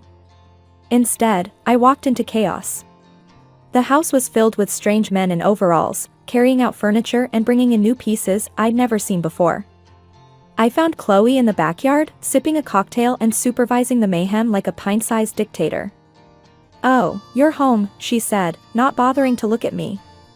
"Don't worry, I've got everything under control. This dump needed a major overhaul." I told Mom it was unlivable, and she agreed. "You should be thanking me." I watched in horror as workers carried out Grandma's old rocking chair, the bookshelf Grandpa had built by hand, the coffee table where I'd done my homework for years. "Stop," I cried. "You can't throw those out." But it was too late. I could only watch helplessly as my memories were tossed into a dumpster. That night, I called Mom, tears streaming down my face. "How could you let her do this?" I sobbed. "This is my home." There was a long pause on the other end of the line. When Mom spoke, her voice was cold. "Let's get one thing straight. That house belongs to me. I'm the rightful heir, and I'm letting you live there out of the goodness of my heart. If you can't appreciate that, maybe we need to reconsider this arrangement." I felt like I'd been punched in the gut. You wouldn't. "Just be grateful and keep quiet," Mom snapped. "And for God's sake, try to be nicer to your sister. She's doing you a favor." The line went dead. I sat there, phone in hand, feeling like my whole world was crumbling around me. The renovation lasted 2 hellish weeks. I came home every day to find more of my life erased, replaced by Chloe's idea of fashion. The warm, cozy home I'd grown up in was transformed into something out of a sterile design magazine. When it was finally over, I stood in the living room, feeling like a stranger in my own house. The familiar floral wallpaper was gone, replaced by stark white paint. Grandma's comfy old sofa had been swapped for a sleek leather monstrosity that looked about as comfortable as sitting on a rock. The family photos that used to line the walls were nowhere to be seen. As I retreated to my new room, the smallest bedroom, since Chloe had claimed the master for herself, I couldn't shake the feeling that I was losing more than just furniture. I was losing my connection to Grandma and Grandpa, to the life I'd built here. Just when I thought things couldn't get any worse, Chloe decided to turn our house into party central. It started small, just a few friends over on a Friday night. But soon, it was like living in a nightclub that never closed. Every weekend, sometimes even on weeknights, the house would fill up with Chloe's college buddies. They were all cut from the same cloth as her, rich, entitled, and looking down their noses at everything and everyone they deemed beneath them. Which, apparently, included me. One night, I overheard Chloe talking to one of her friends in the kitchen. I wasn't eavesdropping, I swear. I was just trying to grab a quick snack before retreating to my room to escape the chaos. "Who's that?" I heard a girl ask. "She looks kinda old to be here." Chloe's laugh was like nails on a chalkboard. "Oh, that's just Michelle. She's like this distant cousin or something. Mom lets her work here as a maid." I slammed the fridge shut, not caring if they heard me. Tears stung my eyes as I stormed back to my room. How dare she? This was my house, damn it. The next morning, after Chloe had finally rolled out of bed around noon, I confronted her. "No more parties," I said, trying to keep my voice steady. "This has to stop. I'm tired of coming home to a house full of strangers. I'm tired of the noise, the mess, everything." She rolled her eyes. God, you're such a buzzkill. No wonder you don't have any friends. This isn't about friends, I said. The neighbors are complaining. There are families with kids next door, elderly people who can't sleep because of your noise. Not my problem, Chloe shrugged. They should move if they can't handle a little fun. I was about to really let her have it when the doorbell rang. It was Mrs. Johnson from next door, looking tired and frustrated. Michelle, dear, she said, I hate to be a bother, but these parties, they're getting out of hand. Last night, someone threw up in my rose bushes. I felt my face burn with shame. I'm so sorry, Mrs. Johnson. It won't happen again. I promise. As soon as I closed the door, I turned to Chloe. That's it. No more parties. I mean it. The next day, I got a call from Mom. I should have known Chloe would go running to her. Michelle, Mom's voice was sharp. What's this I hear about you trying to control your sister? I took a deep breath. Mom, it's not like that. The parties are out of control. The neighbors are complaining. The neighbors? Mom cut me off. Who cares about the neighbors? Your sister is trying to make friends, to have a normal college experience. And you're trying to ruin it for her. But Mom. No buts, she snapped. I won't have you interfering with Chloe's studies or her social life. Do you understand me? I felt something snap inside me. All the frustration, all the anger I'd been holding back, it all came rushing out. No, Mom, I don't understand, I said, my voice shaking. I can't live like this anymore. Take your precious Chloe back to Europe if you want, but I'm done being her maid and punching bag. I hung up before she could respond, my heart pounding. I'd done it. I'd finally stood up for myself. Just when I thought I'd finally taken a stand, life threw me another curveball. A week after my ultimatum to Mom, she showed up on my doorstep unannounced. She looked different, tired, worn down in a way I'd never seen before. Michelle, she said, her voice quivering. We need to talk. I let her in, my mind racing. Was she here to take the house? To drag Chloe back to Europe? Instead, she dropped a bombshell that left me reeling. I'm sick, Michelle, she said, tears welling up in her eyes. The doctors, they don't think I have much time left. I felt like the floor had dropped out from under me. What? Mom, what are you talking about? She went on to explain about some rare disease, using medical terms I didn't understand.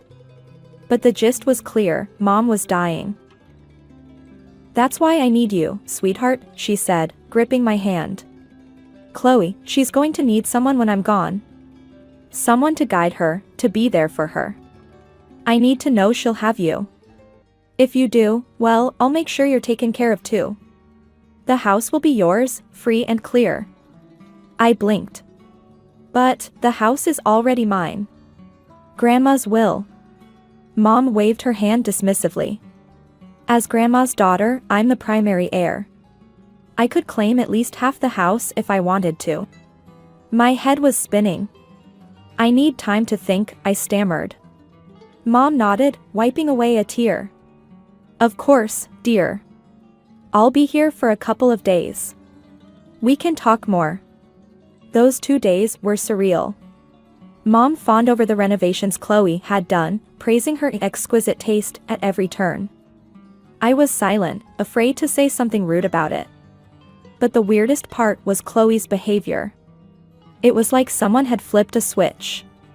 Gone was the party girl, replaced by a perfect angel who helped with dishes and spoke in a sickeningly sweet voice. She even offered to make dinner one night, though I noticed she ordered takeout and tried to pass it off as her own cooking. Mom ate it up, literally and figuratively. See how thoughtful your sister is, she cooed. You two are going to be so good for each other. I wanted to scream. Couldn't Mom see through this act? But every time I opened my mouth to protest, I remembered Mom's words about the house. About her illness. Could I really risk losing everything? On the last night of Mom's visit, she cornered me in the kitchen.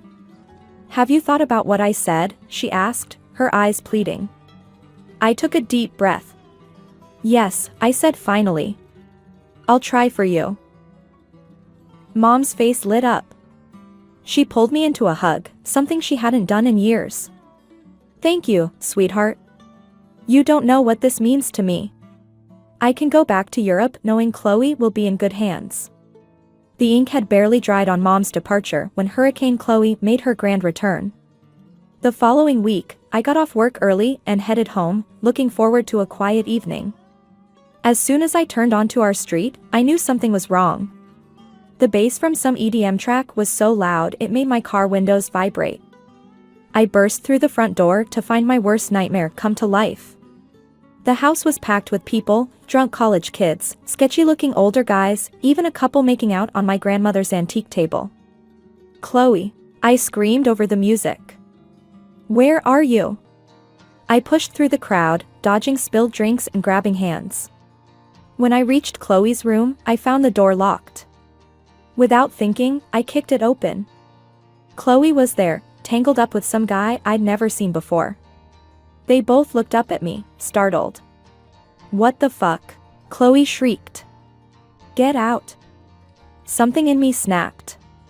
All the frustration, all the anger I'd been bottling up for months came pouring out.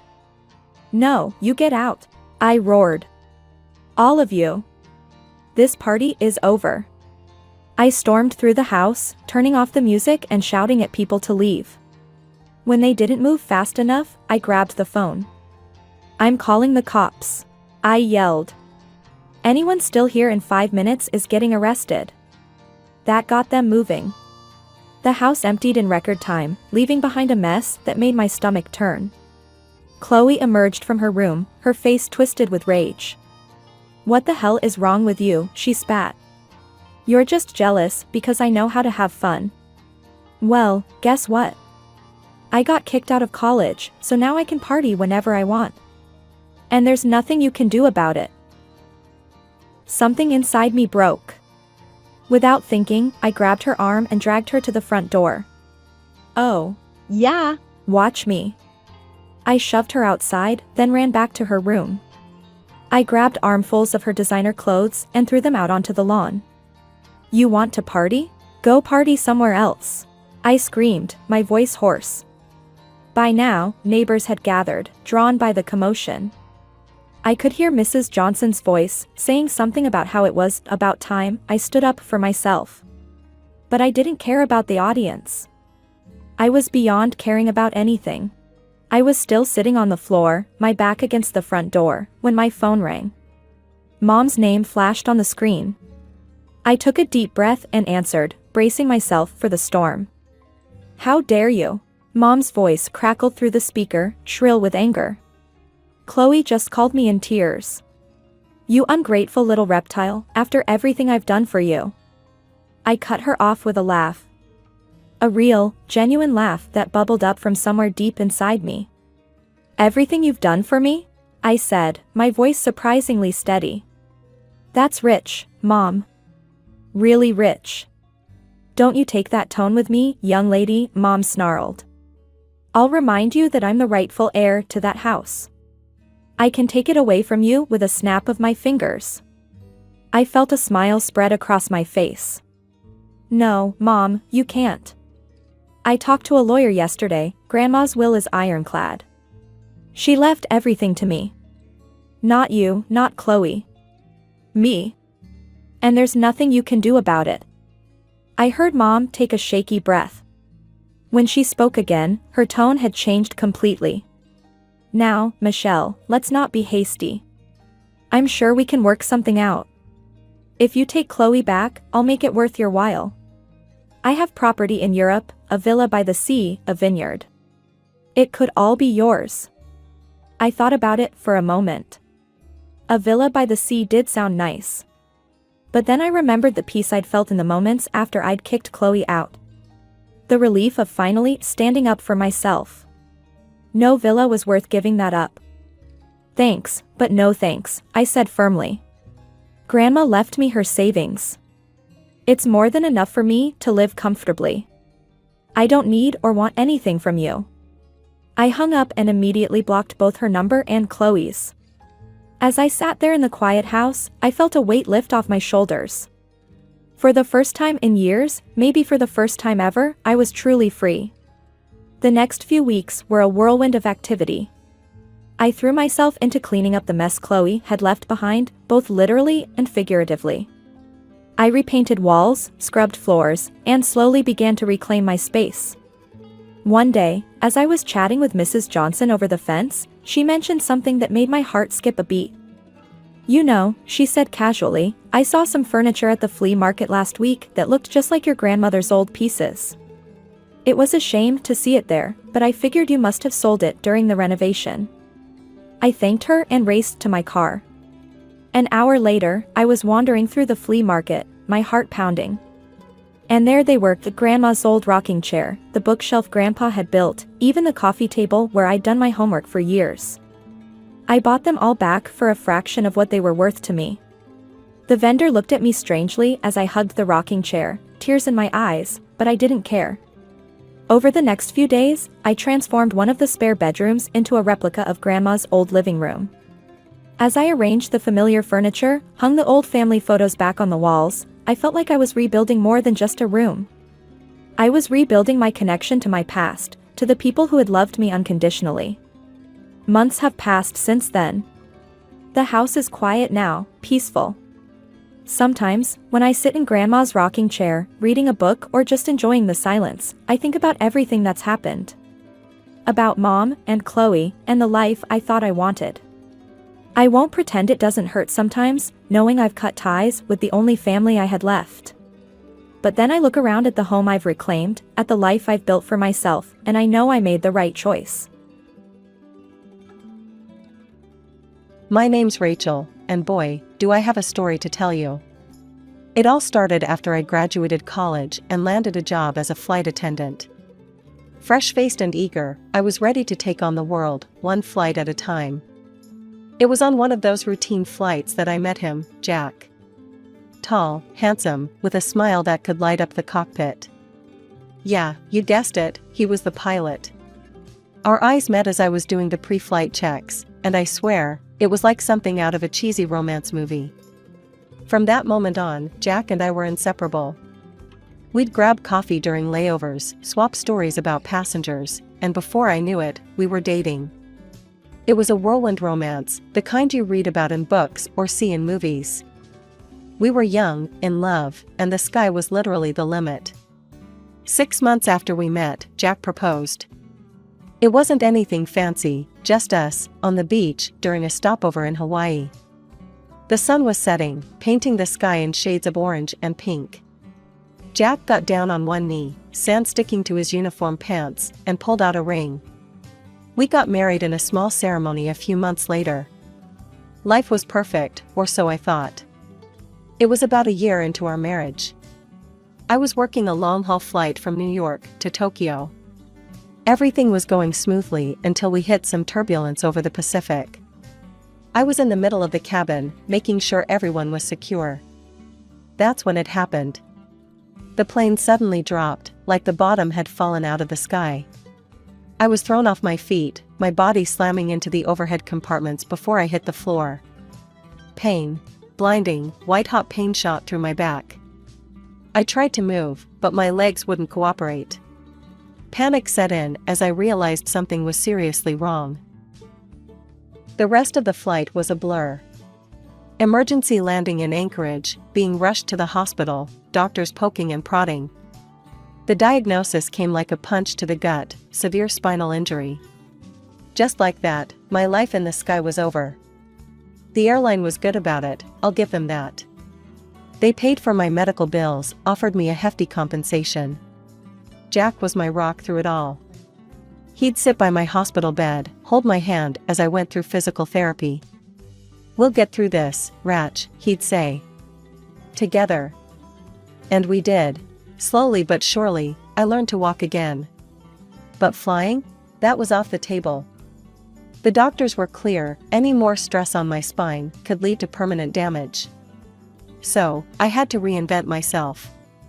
The airline offered me a position in their ground staff, and I took it. It wasn't the same as being up in the air, but it was something. With the compensation money, Jack and I decided to buy a house. A beautiful, spacious place in a nice neighborhood. It was more than we needed, really, but Jack insisted. "You deserve this, Rachel," he said. "After everything you've been through."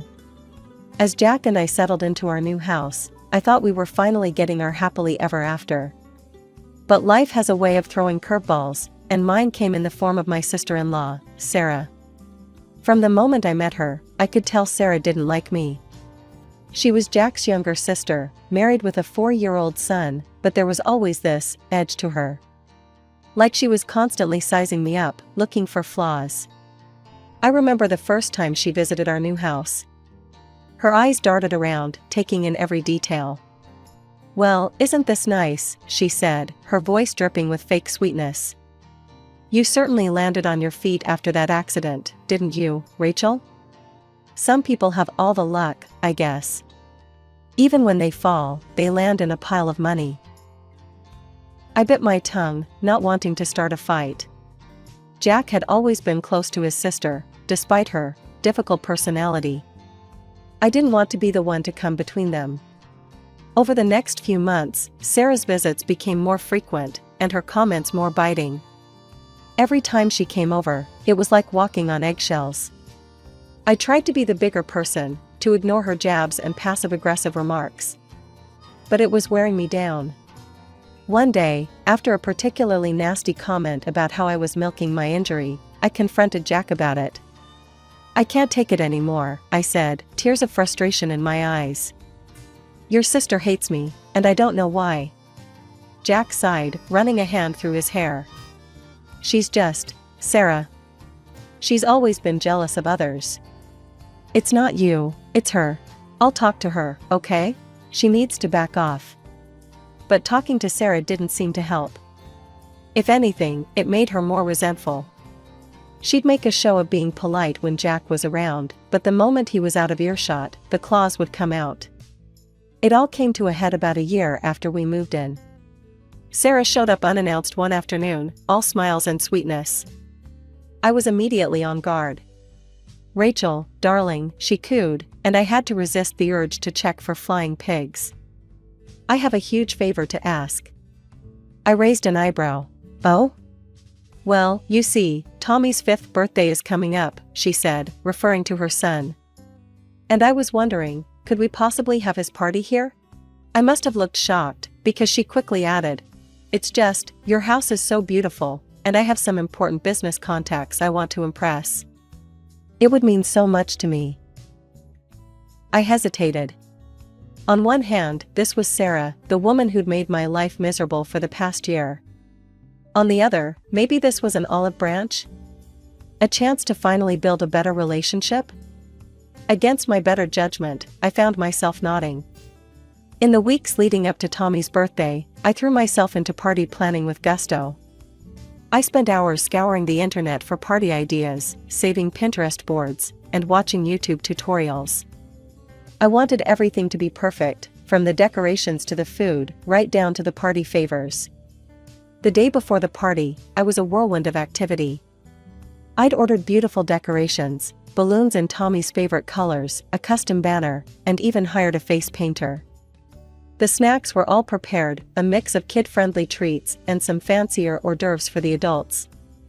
I'd even baked the cake myself, a 3-tiered masterpiece covered in fondant and decorated with little rocket ships. Tommy was going through a space phase. As I was putting the finishing touches on the living room decorations, my phone buzzed. It was a text from Sarah. "Everything ready for tomorrow? Remember, first impressions are everything." I rolled my eyes, but texted back a cheerful, "All set. It's going to be great." When morning finally came, I was up at the crack of dawn, double and triple checking everything. Jack had an early flight, so he kissed me goodbye and wished me luck before heading out. "You've got this," he said, giving me a reassuring smile. "And remember, it's just a kid's birthday party. Don't stress too much." I nodded, but inside, I knew it was more than just a party. It was my chance to finally prove myself to Sarah, to show her that I was a valuable part of this family. As the clock ticked closer to party time, I got dressed in my nicest outfit, a pretty floral dress that I hoped struck the right balance between casual and put together. I did my hair and makeup, wanting to look my best for Sarah's important business contacts. Just as I was giving the living room one final once-over, the doorbell rang. My heart leapt into my throat. This was it. Showtime. I opened the door with a bright smile, ready to welcome Sarah and Tommy. "Happy birthday, big guy," I said, kneeling down to Tommy's level. Sarah breezed past me, her eyes scanning the decorated living room. "Well, it looks adequate," she said, her tone making it clear that adequate was a stretch.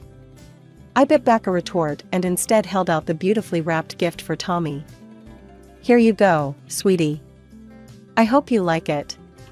Sarah snatched the gift from my hands before Tommy could reach for it. "We'll open presents later," she said curtly. Then, her eyes locked onto mine, a strange glint in them. "Rachel, dear, I need you to go to the city park and take a nice long walk. Say, 2 or 3 hours?" I blinked, sure I had misheard. "I'm sorry, what?" Sarah's smile tightened. "You heard me. I'll meet the guests myself." You're superfluous here." The words hit me like a slap. "Sarah, this is my home. I'm not going anywhere. I've spent weeks preparing for this party. I thought we could finally build a good relationship." Sarah's laughter cut through the air, sharp and mocking. "Oh, Rachel, you're so naive. I have no interest in being friends with you. None whatsoever." Before I could process what was happening, Sarah had grabbed my arm and was pushing me towards the door. I tried to resist, but she was surprisingly strong. "Sarah, stop. What are you doing?" With a final shove, I found myself stumbling out onto the front porch. The door slammed behind me, the sound echoing in the quiet neighborhood. I stood there, stunned, my mind struggling to catch up with what had just happened. I patted my pockets, realizing with growing horror that I had nothing but my phone. As if reading my thoughts, the door opened again. Sarah appeared, holding my purse and car keys. "Here," she said, tossing them at my feet. "Now get out of here. I don't want you embarrassing me in front of my friends." The door slammed shut again, leaving me alone in the driveway, staring at my own front door in disbelief. Numbly, I picked up my purse and keys and got into my car. My hands were shaking as I tried to figure out what to do. I dialed Jack's number, praying he'd pick up, but it went straight to voicemail. Of course, he was on a flight. In desperation, I called my mother-in-law. Surely she'd see reason. "Linda, thank God," I said, my voice cracking. "Sarah's thrown me out of my own house. She's having Tommy's party without me. You've got to help me." There was a pause, and then Linda's voice came back, cold and dismissive. "Rachel, dear, I'm sure you're exaggerating. I'll be there soon to celebrate with my daughter and grandson. This is their day. Why don't you just stay out for a while?" I couldn't believe what I was hearing. "Linda, please." But she had already hung up. Tears of frustration and hurt welled up in my eyes. I wanted to march back into that house and throw everyone out. But then I thought of Tommy, innocent in all this, and Jack, who would be devastated if I caused a scene with his family. With shaking hands, I scrolled through my contacts and called Sarah's husband, Mark. "Rachel?" Mark's voice was surprised. "What's up?" I took a deep breath and explained everything that had happened. Mark listened in stunned silence. "I had no idea," he said when I finished. "Rachel, I'm so sorry. I didn't even know Sarah was planning to have the party at your place. I'm stuck at work, but I'll be there in about 3 hours. Can you hang tight until then?" I agreed, not knowing what else to do. Feeling lost and betrayed, I drove to a nearby cafe. As I sat there, nursing a coffee I couldn't taste, I tried to make sense of what had just happened. How had my attempt at building bridges turned into this nightmare? After what felt like an eternity, Mark's car pulled into the cafe parking lot. We drove up to my house in silence and walked in without knocking. The scene that greeted us was surreal. My living room was full of people I didn't recognize, all dressed to the nines. In the center of it all was Sarah, holding court like a queen at her coronation. Mark's voice cut through the chatter like a knife. "What the hell is going on here?" The room fell silent. Sarah's head whipped around, her face draining of color when she saw us. She tried to pull Mark aside, her voice low and urgent. "Please, not in front of everyone. I can explain everything." But Mark wasn't having it. "No, Sarah, I want answers now." Under the weight of Mark's glare and the curious stares of the guests, Sarah finally cracked. "Fine," she hissed. "I invited Jason and his parents, okay?" She gestured to a smug-looking man in an expensive suit. "They're very influential, and they promised to help me with my business venture. I couldn't pass up the opportunity." Mark's face reddened. "So you used our son's birthday as a networking event? And what about my parents?" Sarah's next words made my blood run cold. "Your parents? Please. They're not exactly the kind of people who can help us get ahead. What was the point of inviting them?" A tense silence fell over the room. Then, to my horror, Jason, Sarah's ex, raised his champagne glass in a mocking toast. "No hard feelings, Mark," he said with a smirk. That was the last straw. Mark lunged at Jason, and suddenly my carefully planned party devolved into chaos. People were shouting, glasses were breaking, and in the middle of it all was Tommy, looking confused and scared. The party dissolved quickly after that. Guests hurried out, muttering apologies and avoiding eye contact. But Sarah wasn't done. Instead of apologizing to Mark or me, she cornered Jason and his parents, groveling and making excuses.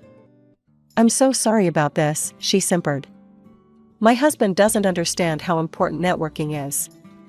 I hope this hasn't ruined our chances of working together." As the last of the guests trickled out, I was left standing in my wrecked living room, surrounded by the ruins of the party I'd worked so hard to plan. Mark was sitting on the couch, his head in his hands, while Sarah continued to make excuses. Tommy had retreated to a corner, clutching the gift I'd given him earlier, looking lost and confused. When Jack finally returned from his trip, I broke down and told him everything. He pulled me into a tight hug, and for the first time since the party, I felt safe. "I promise you," he whispered, "I won't let her treat you like this ever again. You have my full support." True to his word, Jack called Sarah that very evening. I could hear his raised voice from the other room, words like disrespectful and inexcusable cutting through the air. When he hung up, he looked drained but resolute. "She won't be bothering us again anytime soon," he assured me. But the drama was far from over. Over the next few weeks, we heard through the family grapevine that Sarah and Mark's marriage was imploding. Apparently, Mark's suspicions about Sarah's relationship with her ex-boyfriend, Jason, had reached a boiling point. One evening, Mark called us, sounding desperate. "I found messages," he said, his voice cracking. "Hundreds of them, between Sarah and Jason. They'd been in constant contact before and after the party." My heart sank for Mark. "I'm so sorry," I said, not knowing what else to offer. "That's not all," Mark continued. "I did a paternity test on Tommy. I had to know." The situation was spiraling out of control. To make matters worse, Jack's parents seemed to have taken Sarah's side in all of this. One afternoon, I received a scathing call from Linda, my mother-in-law. "How dare you turn my children against each other," she screeched into the phone. "You've torn this family apart with your selfish behavior." I was stunned. "Linda, I didn't do anything. Sarah." "Don't you dare blame Sarah," she interrupted. "She was just trying to better herself and her family. You're nothing but a self-centered homewrecker." Then came the day Mark received the paternity test results. He showed up at our doorstep, looking shell-shocked. "Tommy's mine," he said, his voice barely above a whisper. "He's really mine." While this should have been a relief, it only seemed to complicate matters further. When Sarah found out about the test, she exploded. "How dare you question my fidelity?" she shrieked at Mark during a confrontation we unfortunately witnessed. "Everything I've done has been for us, for our family." Mark scoffed. "Sneaking around with your ex is for our family? You don't understand," she yelled back. "Jason's mother has connections. I was trying to build a network, to create opportunities for us. But you," she pointed an accusing finger at Mark, "you're too much of a loser to see the bigger picture."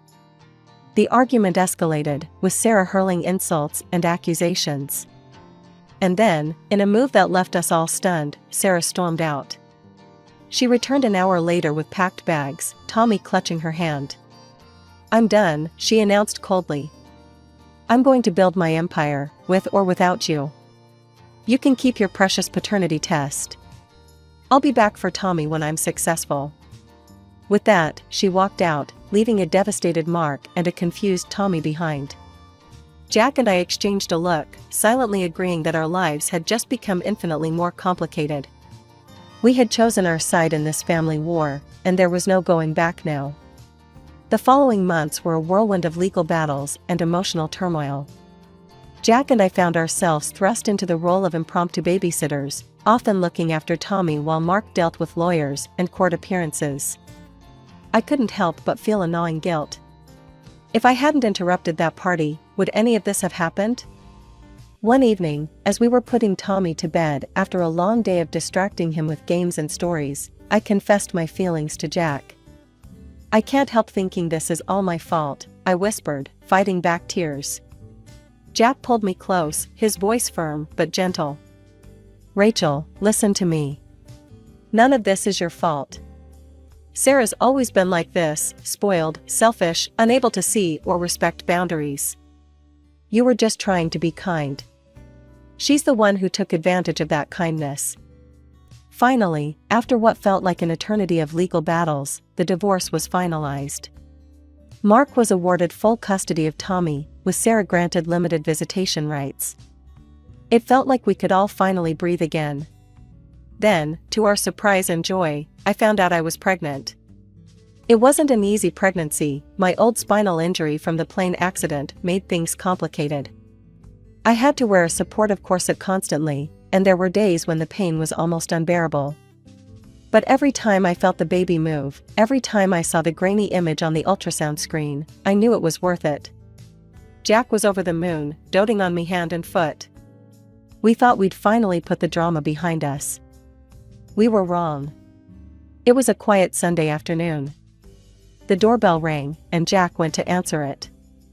I heard his sharp intake of breath before I saw her. Sarah, standing on our doorstep, looking nothing like the polished, ambitious woman who'd stormed out of our lives years ago. "I need to talk to Mark," she said, her voice hoarse. "Please." Jack called Mark, who arrived within minutes, his face a mask of wary confusion. Sarah launched into her story as soon as he walked in. "I've made a horrible mistake," she said, her eyes brimming with tears. "The business, it all fell apart. Jason, he used me. When the project failed, he just left. I need help. They're demanding repayment. I thought maybe you could be a guarantor for a loan." The room fell silent. Tommy had stopped playing, watching the adults with wide, confused eyes. Mark took a deep breath. "No, Sarah," he said finally. "I won't be your guarantor, and I won't take you back. You made your choice years ago." Sarah's face crumpled. But what about Tommy? Don't you want him to have his mother back?" Mark's voice was steel. "Tommy has been just fine without you. We've moved on, Sarah. I think you should too." Just when we thought the dust had settled, Sarah made her grand reappearance. It was a crisp autumn morning, and I was enjoying a rare moment of peace, sipping herbal tea on the porch, my very pregnant belly making even this simple task a bit of a challenge. The sound of tires screeching broke the tranquility. Sarah burst out of her car, her face a mask of desperation and anger. "Jack," she screamed, storming up our walkway. "I need to talk to you." Jack appeared at the door, his face hardening at the sight of his sister. "Sarah, you need to leave. Now." But Sarah was beyond reason. She pointed an accusing finger at me.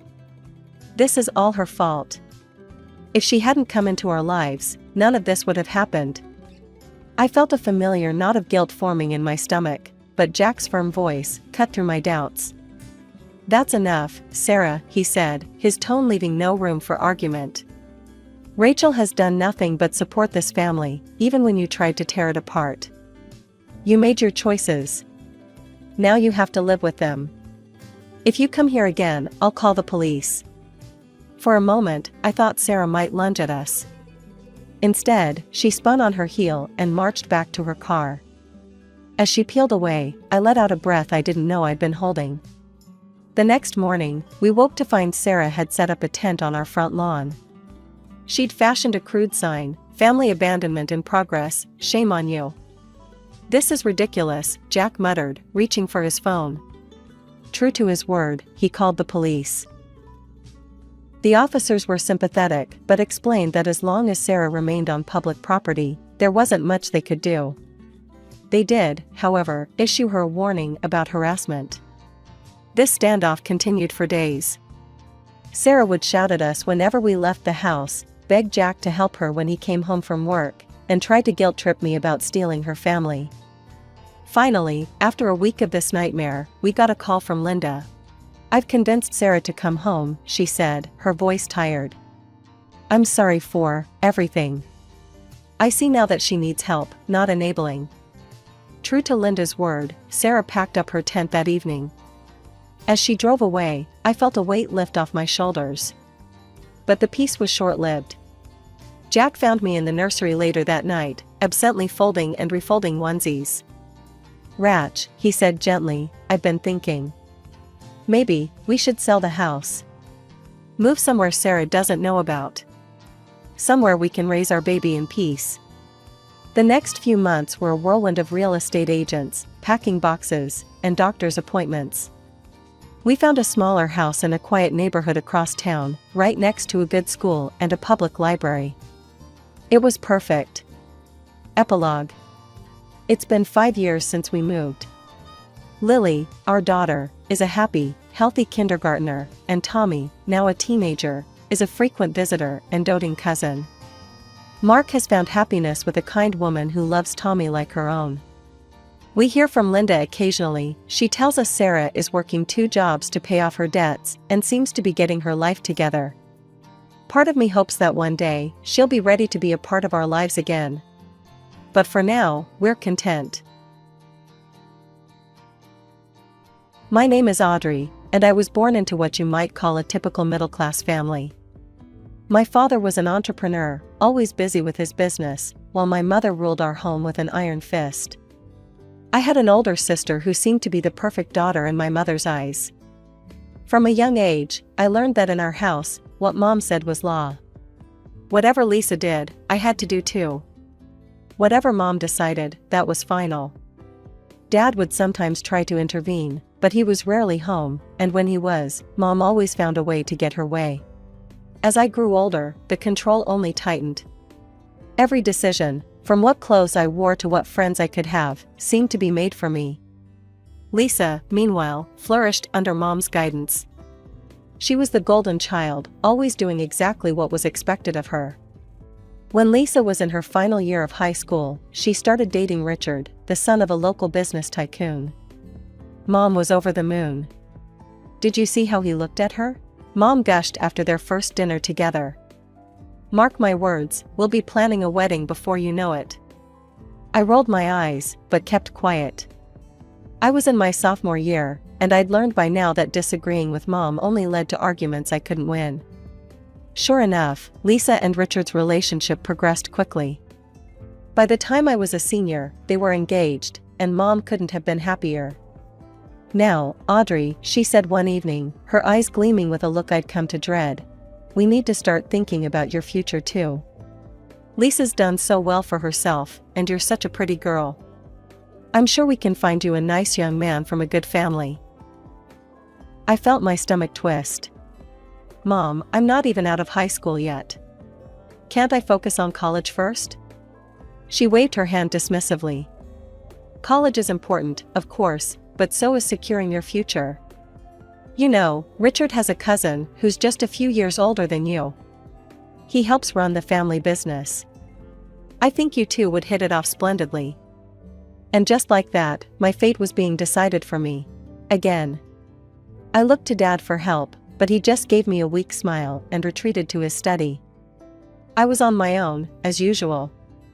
Just as Mom had orchestrated, I found myself on a date with Richard's cousin, James. He was handsome, I'll give him that, but from the moment we met, something felt off.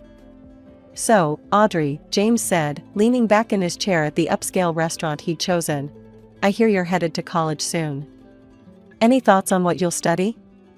I opened my mouth to answer, but he cut me off. "Business, right? It's the smart choice.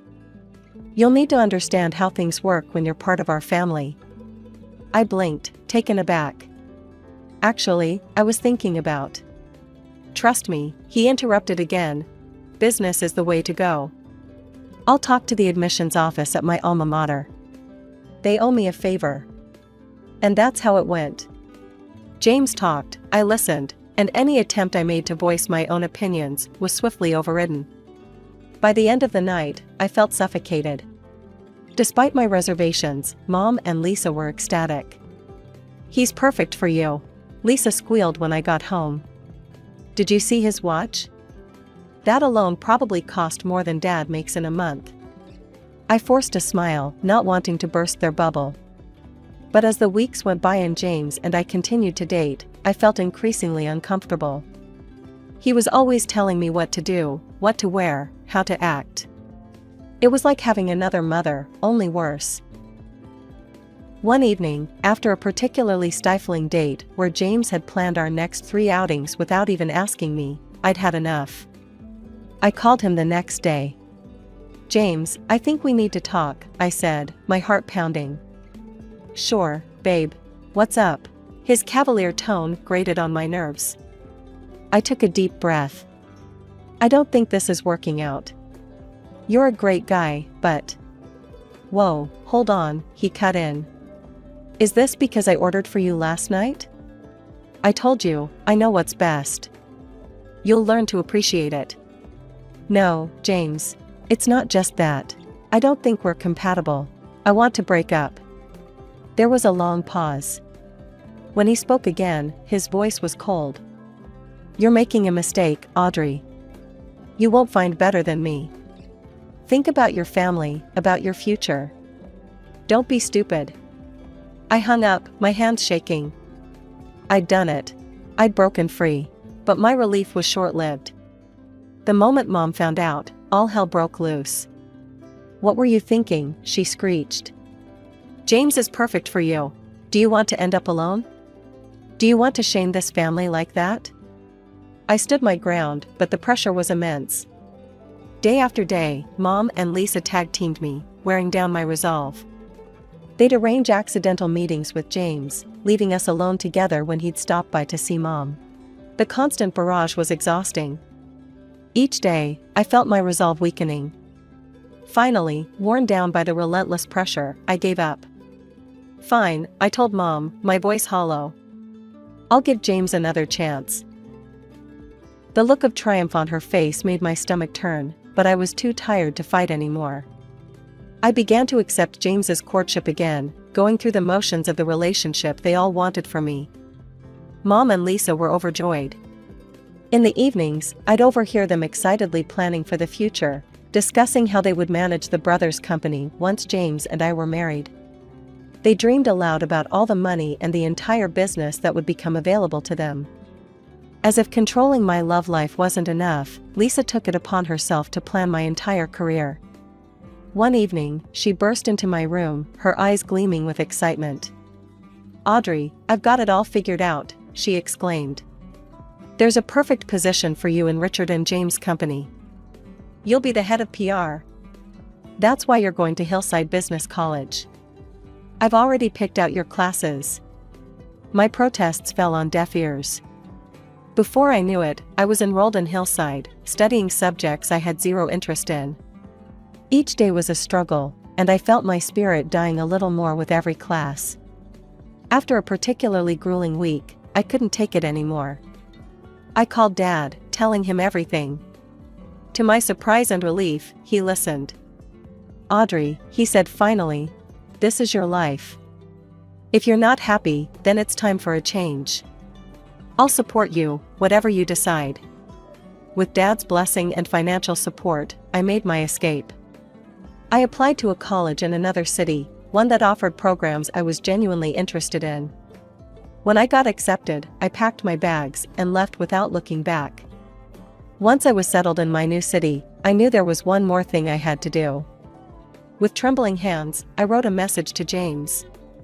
"James, I'm sorry, but I can't do this anymore. I don't love you, and I don't want to see you again.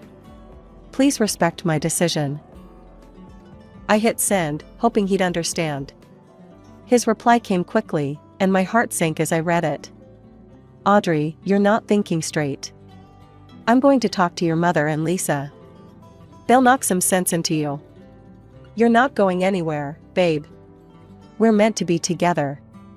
I felt sick. Even miles away, they were trying to control me. Months passed, and I thrived in my new environment. I made friends, excelled in my classes, and for the first time in years, I felt like myself. Then, at a graduation party for a friend, I met him. Tom, the brother of one of the graduates. He was kind, funny, and most importantly, he listened when I spoke. We started dating, and I fell hard.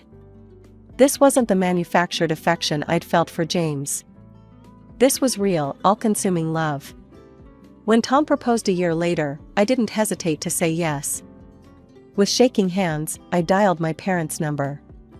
"Mom, Dad," I said when they picked up, "I'm coming home for a visit. And I'm bringing my fiancé." The silence on the other end was deafening. When we arrived at my parents' house, Dad greeted us warmly, genuine happiness shining in his eyes. Mom and Lisa, however, were cold and aloof. At dinner, the interrogation began. "So, Tom," Mom said, her voice sickly sweet, "what position do you hold in your company?" Tom looked confused. "Oh, I'm just starting out. Entry-level marketing associate." I saw the disappointment flash in Mom's eyes. Lisa jumped in. "And what about your family's business?" "We don't have a family business," Tom replied honestly. "My parents are teachers." The temperature in the room seemed to drop several degrees. Mom's smile became forced. "Audrey, dear, can I speak to you in the kitchen?" In the kitchen, Mom's facade cracked. "Are you insane?" she hissed. "You had James, a successful, wealthy man who could provide for you. And you choose this?" Before I could respond, the front door opened. To my horror, James walked in, as if he owned the place. He strode over to me, throwing an arm around my shoulders. "Hey babe, miss me?" Tom stood up, his face flushed with anger. He ordered James to get away from me. Mom turned to him, her voice ice cold. "You arrogant, ill-mannered boy. How dare you come into our home and try to steal our daughter? Get out, now." I'd had enough. I shrugged off James' arm and took Tom's hand. "We're leaving," I announced, my voice steady despite the chaos around me. As we walked out, I could hear Mom, Lisa, and James shouting after us. But for once, I didn't care. I was choosing my own path, with someone who truly loved me for who I was. Despite the drama with my family, Tom and I went ahead with our wedding plans. The day finally arrived, and it was beautiful, almost perfect. The only shadow on our happiness was the conspicuous absence of my mother and sister. During the reception, I couldn't escape the concerned looks and whispered questions from relatives. I could see the confusion and concern on the faces of Tom's family.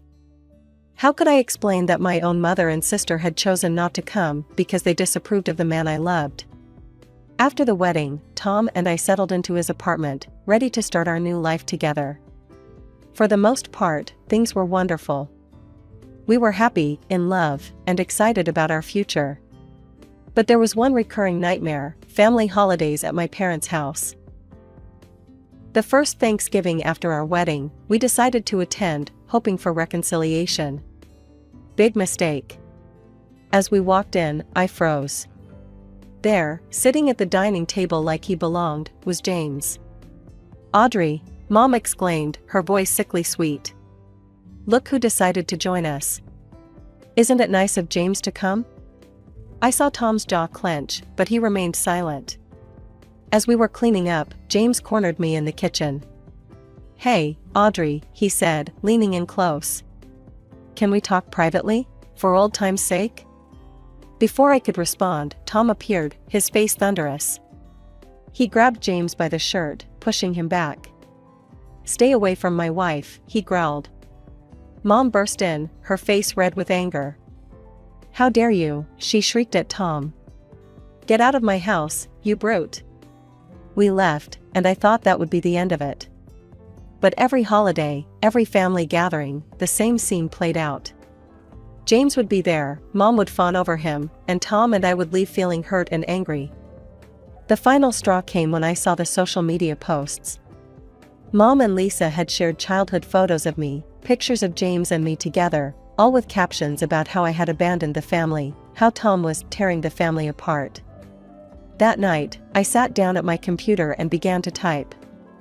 I poured out everything, the years of manipulation, the pressure to be with James, the constant undermining of my choices.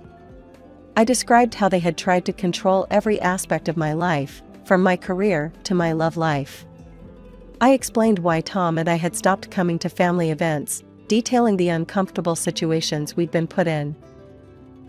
The response was overwhelming. Comments flooded in from relatives and friends, many expressing shock at what I'd been through and offering support. The tide of family opinion had turned. Where once there had been judgment, now there was understanding. Where there had been sympathy for Mom and Lisa, now there was criticism of their controlling behavior. After my big post online, I stopped talking to my mom and sister. I did talk to my dad, though, and he was really supportive. This made my mom really angry. She yelled at Dad, trying to get him to make me divorce Tom and marry James instead. Dad had always done what Mom wanted, but this time was different. He'd had enough. He shouted back at her and even gave her divorce papers. They split up, and Dad let Mom keep the house so he wouldn't have to pay her money every month. He moved out with just one suitcase. He had some savings, so he rented a place near me and Tom. Mom and Lisa, predictably, didn't take this well. Their social media accounts exploded with posts accusing me of turning Dad against Mom, of destroying our family. The psychological pressure was relentless. Unable to bear it any longer, I blocked their accounts and made my own profiles private. As I clicked the confirm button, I felt a wave of nausea wash over me.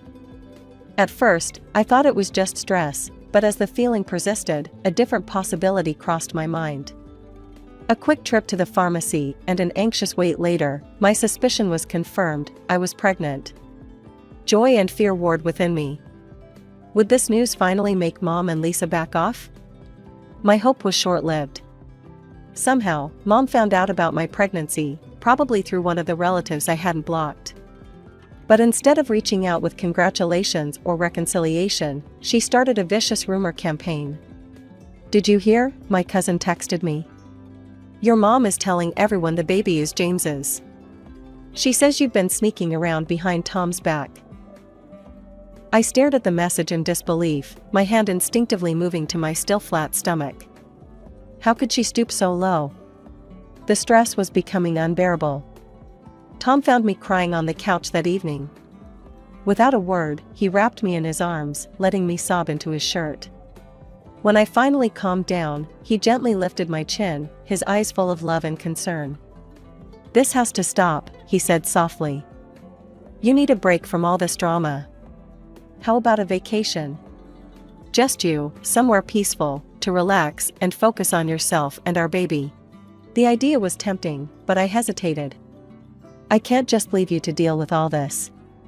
He smiled, shaking his head. "I'll be fine. You and the little one are my priority. Let me take care of you." Before I knew it, Tom had booked me a week-long stay at a serene country resort. As I packed my bags, I felt a glimmer of hope. A week away from all the chaos, a chance to breathe and center myself, it sounded like heaven. For the first few days of my vacation, I finally found the peace I'd been craving. The country resort was beautiful, with its lush forests and serene lakes. I spent my time reading, taking gentle walks, and just breathing in the fresh air. It felt like I could finally relax. But on the third day, my tranquility was shattered. As I walked into the resort's dining area, I froze. There, at a nearby table, were Lisa, her husband Richard, and James. My heart sank. This couldn't be a coincidence. Lisa spotted me and waved enthusiastically, as if we were the best of friends. "Audrey, what a surprise. Come join us." I shook my head. "Please, just leave me alone. I'm here to rest." But Lisa wouldn't take no for an answer. For the next 2 days, she kept showing up wherever I went. She'd sit at my table with Richard and James, chatting and laughing as if everything was normal. She was constantly taking selfies of the four of us, posting them online with captions like "family reunion" and "so great to reconnect." I felt sick. I knew what she was doing, trying to create a false narrative, to make it look like I was happily spending time with James. She wanted to cause problems between me and Tom. I texted my husband about what's going on here. By the 5th day, I couldn't take it anymore. I decided to cut my trip short and go home. As I was leaving my room with my suitcase, Lisa appeared at the top of the stairs. "Audrey, wait," she called out. "You can't leave. James is ready to forgive you. He says he'll even adopt your baby. He still wants to marry you." I felt a wave of nausea that had nothing to do with my pregnancy. "I'm not feeling well, Lisa. Please, just leave me alone." I turned to go down the stairs, but Lisa grabbed my arm. "You're such a fool," she hissed. "Can't you see what's best for you?" "Let go of me," I shouted, trying to pull away. She released my arm, but the sudden movement threw me off balance. I felt myself falling, tumbling down the stairs. The world spun around me, and then everything went black. When I came to, I was at the bottom of the stairs. Tom was leaning over me, his face pale with worry. How had he gotten here? The pain in my abdomen was excruciating. The next few hours passed in a blur of ambulance sirens, hospital corridors, and doctors' concerned faces. Despite their best efforts, it was too late. I had lost the baby. As I lay in the hospital bed, Tom holding my hand, the full weight of what had happened crashed over me. The vacation that was supposed to be my escape had turned into a nightmare. My sister's relentless pursuit of her own agenda had cost me my child. In the aftermath of the tragedy, my grief turned to rage. The loss of my child was not just a terrible accident, it was the result of Lisa's reckless and manipulative behavior. With Tom's support, I decided to take legal action against my sister. The court case was grueling, but justice was on my side. Several resort guests had witnessed Lisa's confrontation with me on the stairs. Their testimonies, along with security camera footage, provided irrefutable evidence of her dangerous actions. The judge ruled in my favor, awarding me $10,000 in compensation. When news of the lawsuit reached my mother, her reaction was swift and harsh. She called me, her voice cold and cutting. "You've gone too far this time, Audrey," she spat. "Suing your own sister? You're no longer my daughter." The line went dead, and with it, the last thread connecting me to my mother snapped. Despite the finality of it, I felt a strange sense of relief.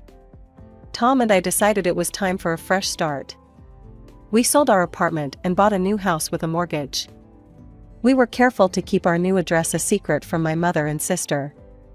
Only Dad knew where we lived now, and he promised to keep it to himself. The move was just the beginning of our healing process. I started seeing a psychologist, working through the trauma of losing our child and the years of family manipulation. Slowly but surely, I began to feel like myself again. As months passed, our life settled into a peaceful rhythm.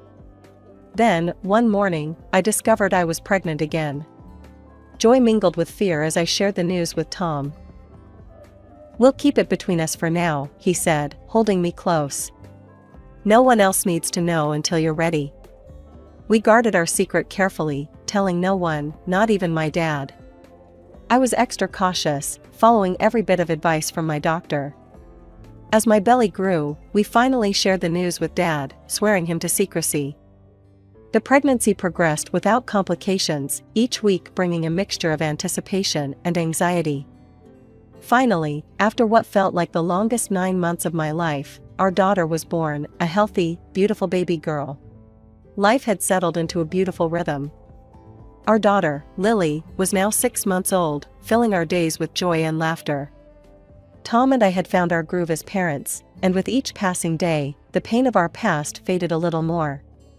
One afternoon, as I was putting Lily down for her nap, my phone rang. The number was unfamiliar, but something made me answer it. "Hello?" I said cautiously. "Audrey, it's your mother." I nearly dropped the phone in shock. Before I could respond, she continued, her voice uncharacteristically meek. "Your sister is here too. We need your help." As they explained their situation, I felt a mix of emotions, pity, anger, and a strange sense of vindication. Lisa's husband had gone bankrupt, and she had left him. They were in dire financial straits. "We need you to talk to your father," Mom said. "Convince him to help us out. And, we need you to return the compensation money from the lawsuit." I took a deep breath, steeling myself. "I'm sorry, but I can't do that. Dad makes his own decisions, and that money was awarded by the court. Please don't contact me again." Just then, Lily started crying in the next room. Mom's voice sharpened. "Is that a baby? Audrey, do you have a child?" I closed my eyes, cursing the timing. "Yes, I have a daughter." "A granddaughter?" Mom's voice rose. "How dare you keep this from me? I demand to see her." "You can't keep my grandchild from me." Her shouting woke Lily fully, and her cries grew louder. I felt my own anger rising. "You lost any right to be in my child's life when you disowned me," I said, my voice cold. "If you or Lisa try to contact us again, I'll file for a restraining order. Goodbye." I hung up and immediately blocked the number, my hands shaking. Tom came in, carrying a fussing Lily. "Who was that?" he asked, concern etched on his face. "My mother and sister," I said, taking Lily into my arms. "They're having money troubles and wanted help." I said no. Tom nodded, pulling us both into a hug. "You did the right thing," he said softly. Later that week, I called Dad to warn him about Mom and Lisa's situation. He sighed heavily. "I know, sweetheart. They tried to contact me too," he said. "I've heard through the grapevine that they've been evicted from their home. They're living in a pretty rough area now."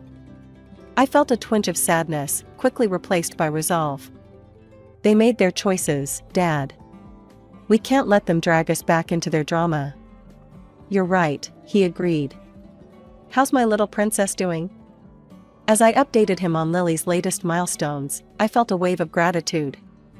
Despite everything, I had this, a loving husband, a beautiful daughter, and a father who stood by me. We had built a life filled with love and respect, far from the manipulation and drama of my past. I came into this world during what you might call the worst possible timing. My parents' marriage was already hanging by a thread, and my arrival didn't exactly help matters. I'm Nicole, and my father Tom wasn't exactly thrilled when Mom told him she was pregnant. "You planned this, didn't you, Sarah?" he shouted during one of their fights. "Got pregnant on purpose just to trap me here." I've heard this story so many times from Mom that I can almost see it playing out, even though I wasn't old enough to remember it myself. Mom always said Dad was too carefree, too irresponsible to be a real family man. He'd rather spend his paycheck on whatever caught his fancy than save for our future. Their arguments echoed through our small house for 4 long years after I was born. Sometimes they were about money, sometimes about Dad's late nights out, sometimes about me. It seemed like everything was a trigger for another explosive fight. When I turned 5, they finally made it official and got divorced. Dad didn't stick around to see how that worked out. He just vanished. No goodbye, no forwarding address, not a single child support payment. It was like he'd never existed, except for the hole he left in our lives and Mom's growing bitterness. "Your father is nothing but a selfish coward," Mom would tell me whenever I asked about him. "A real man doesn't abandon his child." She'd get this hard look in her eyes every time his name came up, and eventually, I learned to stop asking. The only connection I had left to Dad's side of the family was my grandmother, Eleanor. She and Mom couldn't stand each other. Grandma Eleanor blamed Mom for the failed marriage, saying she'd pushed Dad away with her constant nagging about money and responsibility. Mom, in turn, couldn't even bear to be in the same room as Grandma. When it was time for my visits with Grandma Eleanor, Mom would drive me to her house, practically drop me at the doorstep, and leave without even stepping inside. But once inside, everything changed. Grandma Eleanor would wrap me in warm hugs and tell me stories about Dad when he was young. She'd run her fingers through my hair and smile softly. "You look just like your father, sweetheart," she'd say. "You have his eyes, his smile, even that little dimple when you laugh." 3 years passed in a blur of weekend visits to Grandma Eleanor's house, filled with cookies, stories, and the warmth I couldn't find at home. By the time I turned 8, I had settled into a routine of sorts, weekdays with Mom, who was still bitter about Dad, and those precious weekends with Grandma, who never stopped hoping he'd return. But everything changed one rainy Tuesday in October. Mom got a call that made her face turn pale. "Get your coat, Nicole," she said, her voice unusually quiet. "Grandma Eleanor wants to see us both. It's important." The drive to Grandma's house was different this time. Usually, Mom would just drop me off and speed away, but today she parked the car and actually walked with me to the door. Something was wrong, I could feel it in the heavy silence between us. Grandma Eleanor looked smaller somehow, lying in her bed with papers scattered around her. Her usually perfectly styled silver hair was messy, and her face had a grayish tinge that scared me. But she smiled when she saw us, reaching out her thin hands. "Sarah, Nicole, thank you for coming," she said, her voice weaker than I'd ever heard it. "Please, sit down. Both of you." Mom actually sat down without argument, which was when I knew this was really serious. Grandma Eleanor's lawyer, Mr. Peterson, was there too, standing quietly in the corner like a somber statue. "I need to discuss something important," Grandma said, looking first at me, then at Mom. "I'm not well, and I need to make sure everything is properly arranged." She paused to catch her breath. "My house and part of my savings will go to your Aunt Linda, Nicole. But I've set up something special for you." I remember playing with the hem of my sweater, not really understanding what was happening. Adult conversations about arrangements and papers always bored me, but I knew I was supposed to pay attention. "I'm creating an educational fund for Nicole," Grandma continued, her voice growing stronger as she spoke about her plans. "It will cover her college expenses when she turns 18. Mr. Peterson here will manage it until then." Mom's posture changed at these words, she sat up straighter, her eyes widening slightly. I noticed her hands, usually fidgety with anxiety, grow still in her lap. "The money can only be accessed for educational purposes, and Nicole will have full control of it when she turns 18, Mr. Peterson added, stepping forward with some papers. "Mrs. Eleanor has been very specific about these terms." I sat there, swinging my legs back and forth, more interested in the pattern of the wallpaper than in what they were discussing.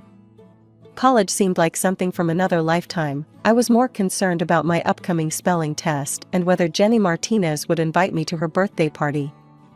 "Everything is arranged, Sarah," Grandma said, reaching for Mom's hand. For once, Mom didn't pull away. "I want to make sure my granddaughter has opportunities, regardless of everything else." The unspoken mention of Dad hung in the air between them. After signing some papers and saying our goodbyes, Mom and I drove home in silence. But this silence felt different from our usual tense quiet, it was almost peaceful. As we pulled into our driveway, Mom turned to me with an expression I'd never seen before. "Well," she said, a hint of a smile playing at her lips, "it seems at least one person in your father's family turned out to be decent after all."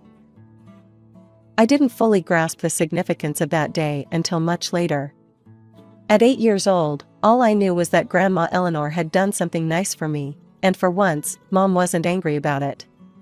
The concept of college money meant nothing to me then. I was more excited about the butterscotch candy Grandma had slipped into my pocket when we left. Grandma Eleanor passed away just a few weeks after our last visit. The funeral was small and quiet, and I noticed Mom actually shed a few tears, though she tried to hide them. With Grandma gone, it felt like the last bridge to my father's world had crumbled away. Life moved on, as it always does. Over the next 2 years, Mom started dating a guy named Robert. He seemed nice enough, he had a good job at a bank, drove a nice car, and always brought me small gifts when he came to visit. Mom smiled more when he was around, and I hadn't seen her smile like that in years. Then they decided to get married. I was 10 at the time, and the prospect of having a complete family again made my heart flutter with excitement. But the real news came when Mom told me Robert had a daughter my age named Ashley, who would be moving in with us. I remember jumping up and down, my mind filled with visions of sharing secrets, having sleepovers in the same room, and finally having someone to play with who wasn't just a school friend. After years of being an only child in a broken home, the idea of having a sister seemed like a dream come true. The day they moved in, I had decorated our shared room with welcome signs and laid out some of my favorite books and toys to share. Ashley walked in, took one look around, and asked her dad if she could have her own room instead. "I don't want to share with her," she said, not even bothering to lower her voice. "She's not really my sister." That was just the beginning.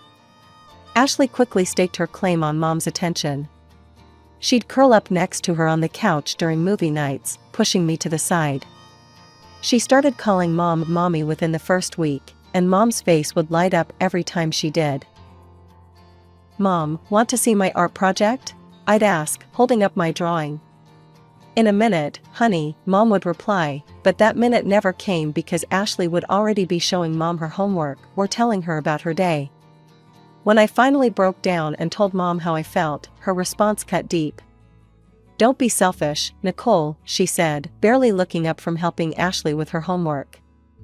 "Ashley lost her mother when she was very young. She needs extra attention and a woman's love. You should understand that." "But what about my love?" I wanted to scream. Instead, I just nodded and retreated to my newly silent room, where Ashley's empty bed served as a constant reminder that I wasn't enough, not for my father, and now, it seemed, not for my mother either. The changes in our family happened so gradually that at first, I barely noticed them. But looking back now, I can see how each small moment added up to create an ever-widening gap between me and my mother. It started with shopping trips. Mom would come home with bags full of designer clothes for Ashley, fancy jeans, brand-name sneakers, cute tops from expensive stores. Meanwhile, I got my clothes from department store sales and discount outlets. "Ashley needs to maintain a certain appearance at her new school," Mom would say when I pointed out the difference. "Besides, you're not as interested in fashion as she is." Then came the biggest bombshell: they were sending Ashley to Riverside Prep, the expensive private school across town. I still remember the day they announced it over dinner. "Ashley's test scores are exceptional," Robert said proudly. "She needs a more challenging academic environment." "What about me?" I asked, pushing my peas around my plate. "Could I go to Riverside too?" Mom and Robert exchanged that look I'd come to hate, the one that meant they'd already discussed this without me. "Honey, you're doing fine at Lincoln Public," Mom said. "Ashley has different needs.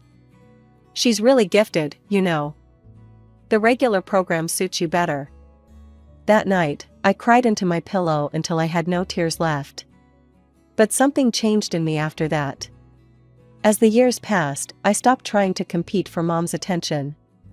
I stopped showing her my report cards, stopped telling her about my achievements, stopped hoping she'd notice me.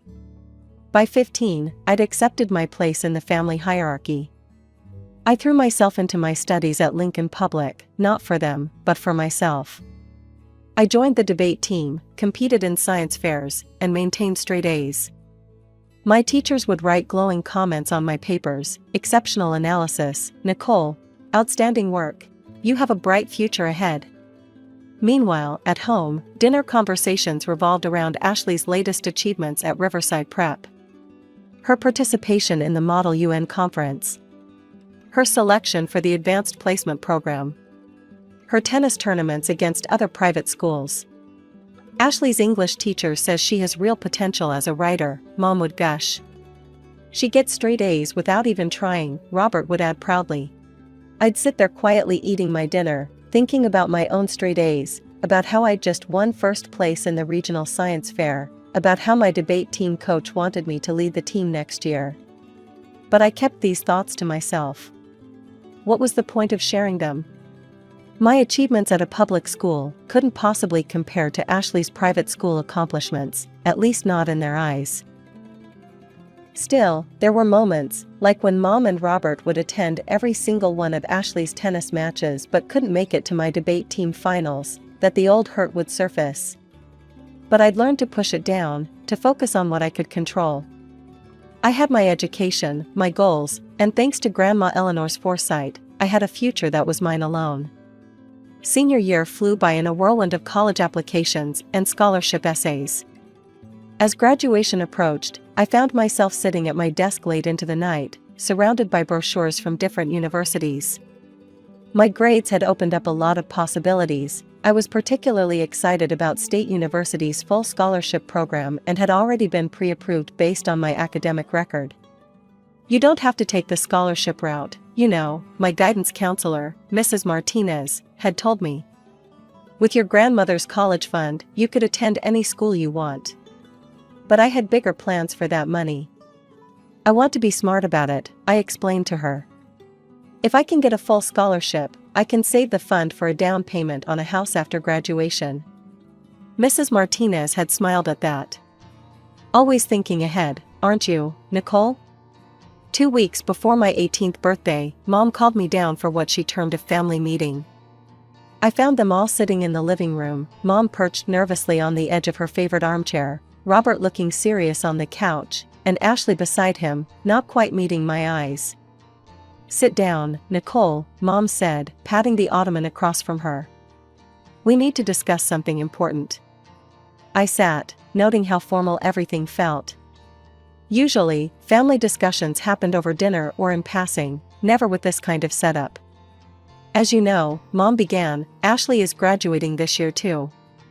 She paused, glancing at my stepsister. We've been looking at colleges. I got accepted to Princeton, Ashley interrupted, finally looking at me. It's my dream school. That's, congratulations, I said, not sure why this required a family meeting. The thing is, Robert jumped in, even with Ashley's excellent education at Riverside Prep, her grades don't quite qualify her for a full scholarship. Mom leaned forward.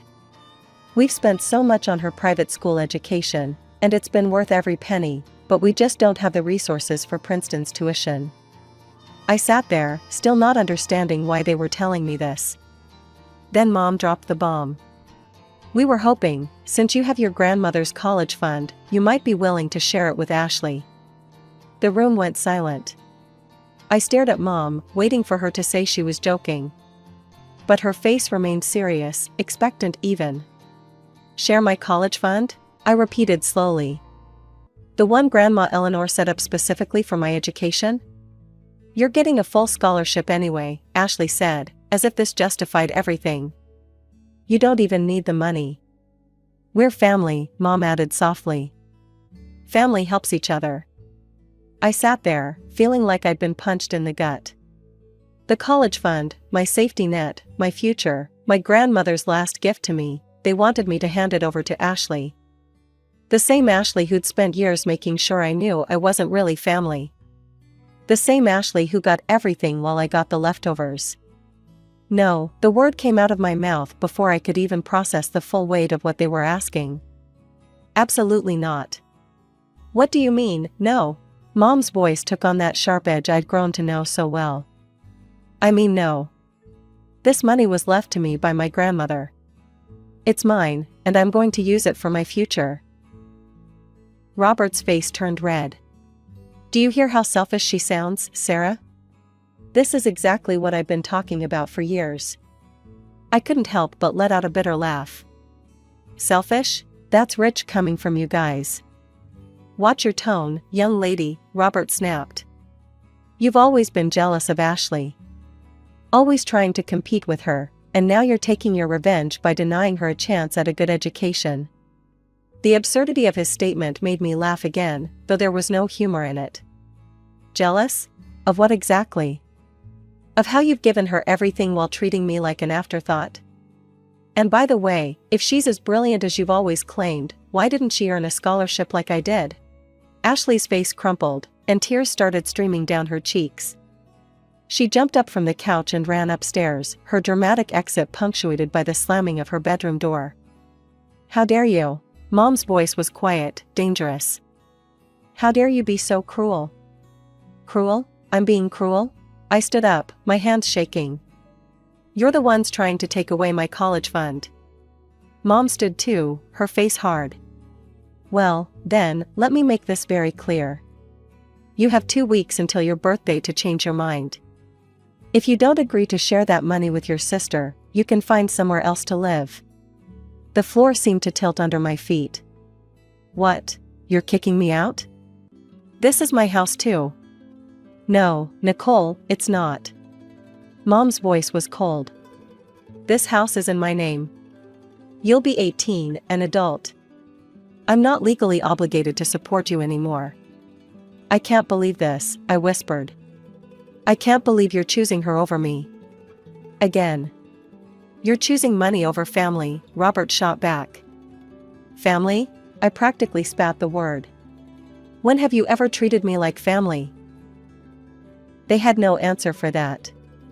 Instead, Mom just said, 2 weeks, Nicole. Think carefully about your choice. The next 3 days were like living in a ghost town where I was the only ghost. No one spoke to me at breakfast. My questions at dinner were met with silence. Ashley acted like I was invisible, and Mom and Robert treated me like an unwelcome houseguest who had overstayed their welcome.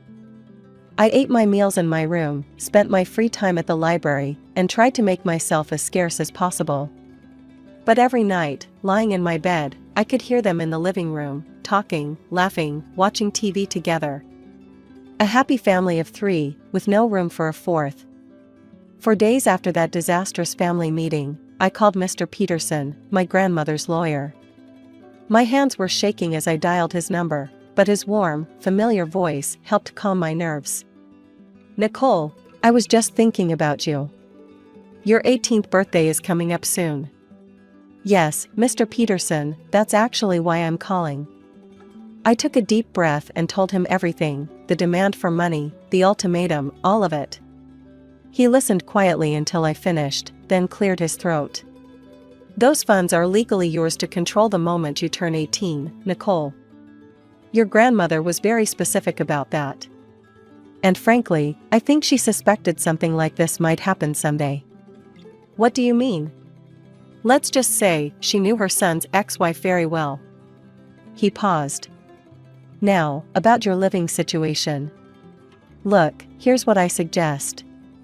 Pick your college first, preferably one in a different city, then find an apartment nearby.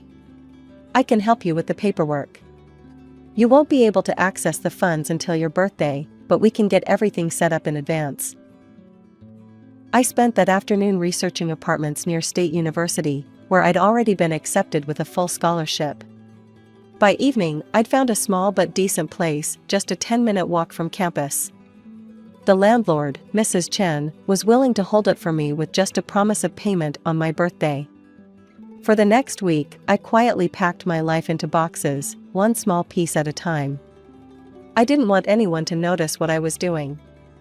Each night, after everyone was asleep, I'd pack another box and hide it in my closet. Photos, books, clothes, my life condensed into cardboard containers. On the morning of my 18th birthday, Mom cornered me in the kitchen. Well, she asked, arms crossed. Have you made your decision? I looked at her, really looked at her, and felt strangely calm. Yes, I have. The answer is still no. Then you know what that means. Her voice was hard. I want you out of this house today.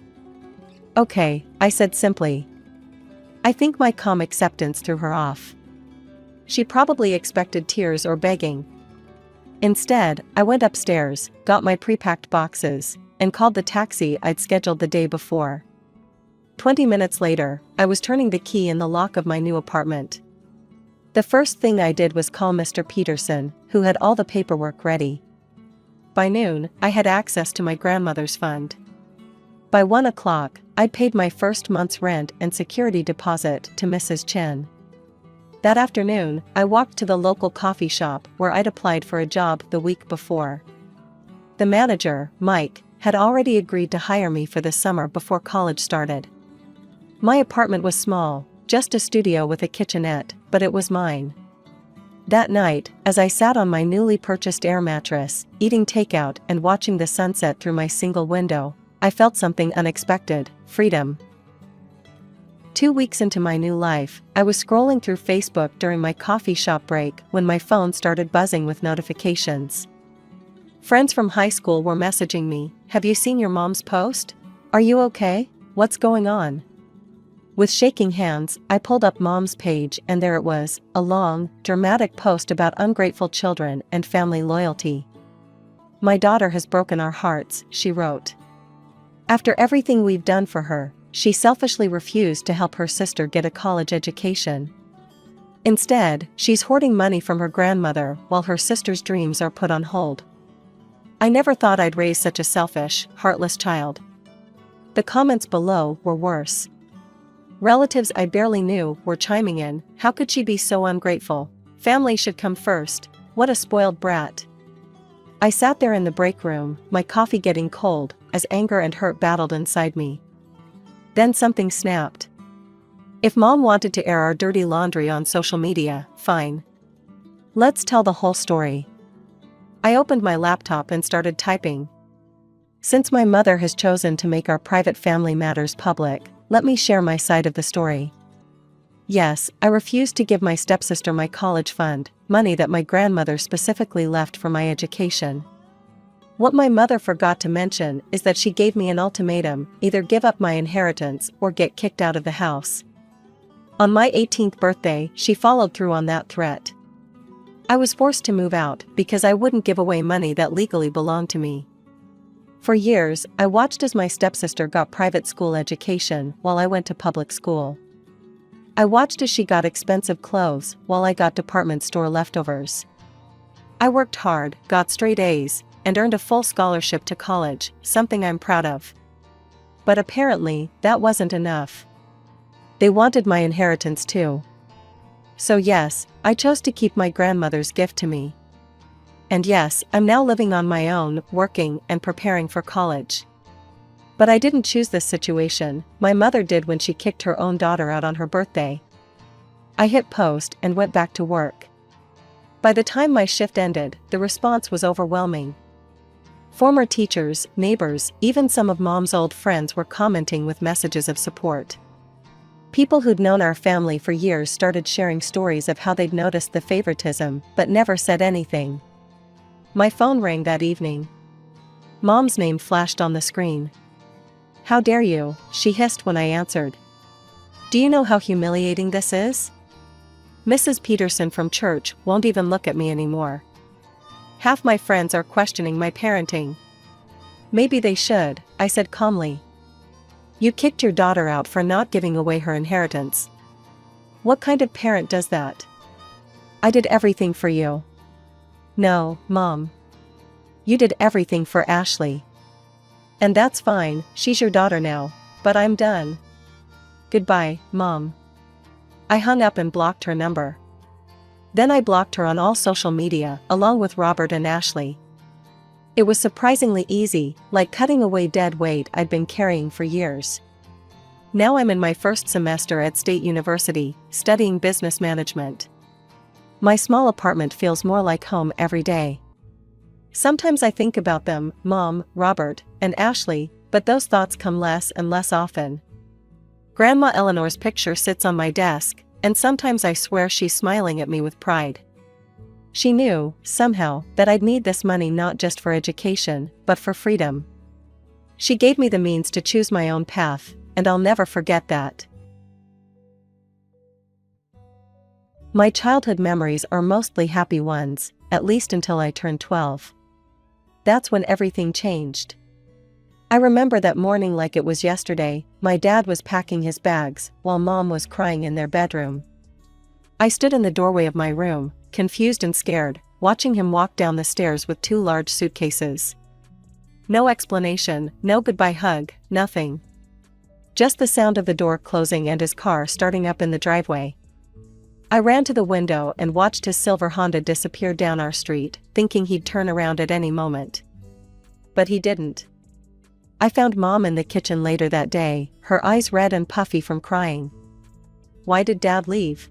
I asked, hoping she could help me make sense of it all. She slammed her coffee mug down so hard I jumped. "Because he's a selfish, terrible person, Sheila. He abandoned his own child and he won't even pay child support. That's the kind of man your father is." I didn't understand what child support meant back then, but the bitterness in Mom's voice scared me. I'd never seen her like this before. When I tried to ask more questions, she cut me off sharply. "Just forget about him. He doesn't deserve our tears." At first, I couldn't stop thinking about Dad. I'd lie awake at night, wondering if I'd done something wrong, if somehow this was my fault. I kept expecting him to call or show up at my school, but he never did. As weeks turned into months, the pain started to dull. Mom was right, he was a traitor who'd abandoned us. I threw myself into school and my hobbies, trying to be the perfect daughter for Mom. She seemed so broken after Dad left, and I wanted to make her happy. We developed new routines, just the 2 of us. We'd have pizza and movie nights on Fridays, and sometimes she'd let me help her in the garden on weekends. Things were different, but we were managing. Then, about 2 years after Dad left, Mom started dating again. That's when Steve entered our lives. He seemed nice enough at first, bringing Mom flowers, taking us both out to dinner, asking about my school. But looking back now, I should have seen the warning signs. "Your mom tells me you've been staying out late with your friends," he said one evening, about 3 months into their relationship. His tone was casual, but there was something in his eyes that made me uncomfortable. "Just until 6, I said. Mom said it was okay." He smiled, but it didn't reach his eyes. "Well, things are going to be a little different around here from now on. A 14-year-old girl needs structure." I remember looking at Mom, expecting her to say something, to stand up for me. But she just smiled adoringly at Steve and squeezed his hand. That's when I first felt it, that slight shift in the ground beneath my feet, like everything I knew was about to change again. My entire life changed after Mom and Steve got married. First, it was a strict curfew. I had to be home by 5 p.m. sharp, no exceptions. Then came the chore chart, detailing every single task I needed to complete each day. If I missed even one item, Steve would ground me. "But I have volleyball practice after school on Thursdays," I protested when he demanded I clean the entire kitchen by 6 p.m. every day.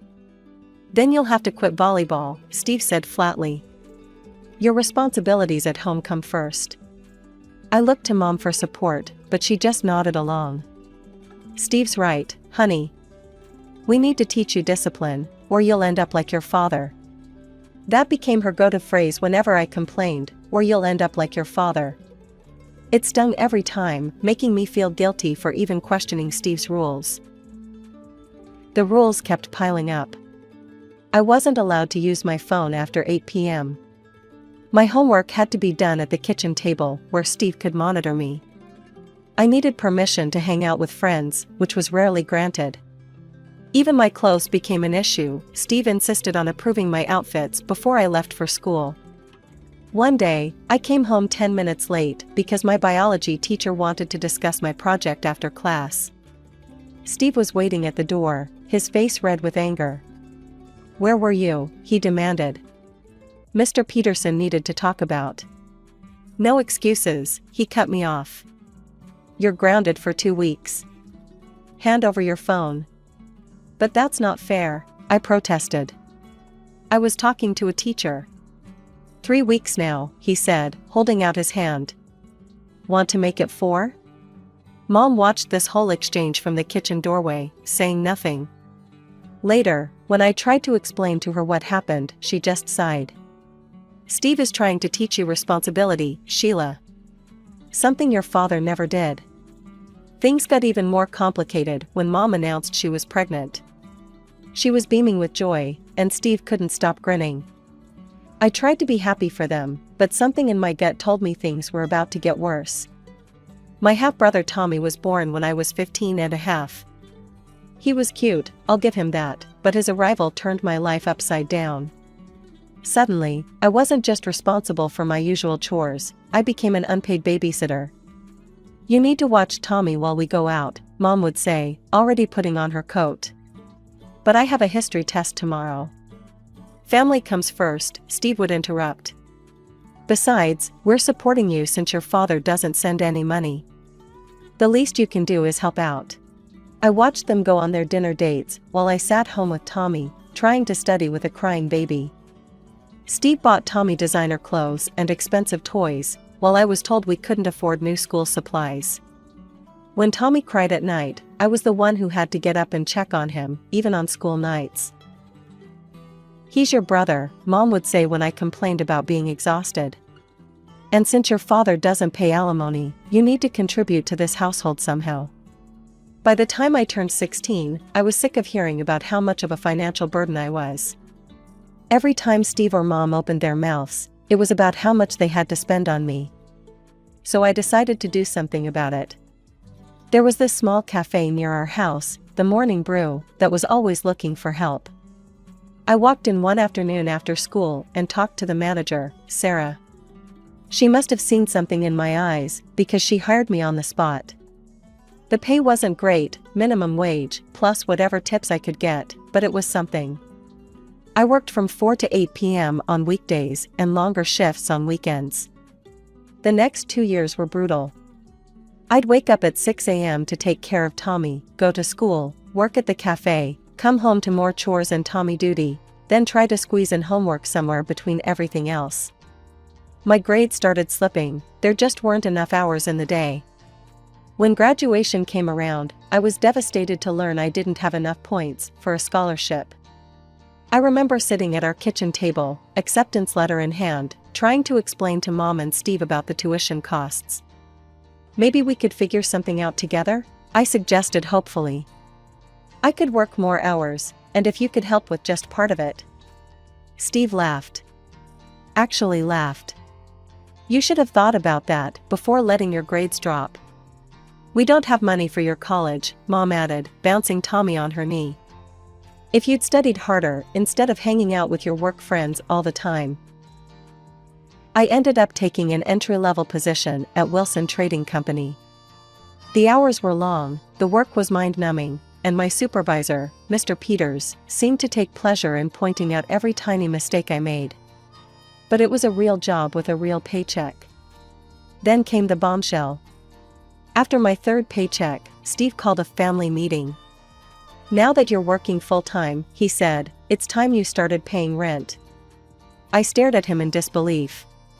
But I already give Mom money for groceries. That's for food, Mom jumped in. This would be for your room, utilities, everything else. They had it all calculated, a number that would eat up almost half my monthly salary. I wanted to argue, to point out how unfair it was, but what choice did I have? My salary wouldn't cover rent anywhere else in town, not with food and other expenses. The next 2 years felt like being trapped in quicksand. Every month, I handed over a chunk of my salary, watching Steve and Mom spend money on Tommy's private swimming lessons and expensive toys, while I wore the same clothes I'd had since high school. But I kept my head down and worked hard. Mr. Peters eventually noticed, and when a supervisor position opened up, he recommended me for it.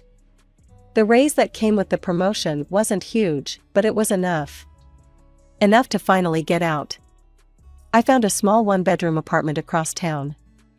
It wasn't much, the paint was peeling and the neighbors were loud, but it was mine. The day I moved out, Mom barely looked up from helping Tommy with his homework. "Make sure you leave your key," was all she said. Living on my own wasn't easy. The apartment was small and needed repairs I couldn't afford, but at least it was mine. I kept working at Wilson Trading, taking every overtime shift I could get. Still, after rent, utilities, and basic necessities, there was barely anything left to save. I'd watch my coworkers with college degrees moving up the corporate ladder while I stayed stuck in the same position. My boss had even told me directly, "Sheila, you're one of our best workers, but without a degree, there's only so far you can go here." College remained this distant dream. I'd sometimes browse university websites during my lunch break, calculating tuition costs and always coming up short. Every scholarship I found required either better high school grades than I had or full-time student status, which I couldn't afford. Mom and Steve rarely called. When they did, it was usually Mom asking if I was coming to Tommy's school events or soccer games. I usually made up excuses. I couldn't bear watching Steve beam with pride while my mother fawned over her perfect son. Then came that night, just after my 22nd birthday. I was heating up leftover Chinese food when someone knocked on my door. When I looked through the peephole, my heart stopped. There he was, my father, looking 10 years older than he should. "Sheila?" His voice was exactly as I remembered it. "Please, can we talk?" My first instinct was to slam the door in his face. How dare he show up after 10 years? But something in his appearance made me pause. He looked sick, almost frail. "5 minutes," I said, keeping the door chain on. "That's all I ask," he replied, and something in his voice made me remove the chain. He sat at my small kitchen table, his hands shaking slightly as he declined my automatic offer of coffee. Up close, he looked even worse, pale and thin, nothing like the strong, competent man from my childhood memories.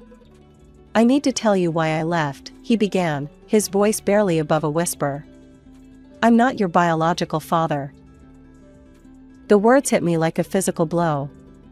I sat down hard in the chair opposite him. "What?" "I had suspicions," he continued, his voice steady now. "Your mother had been acting strange, protective of her phone. I found messages. I did a DNA test.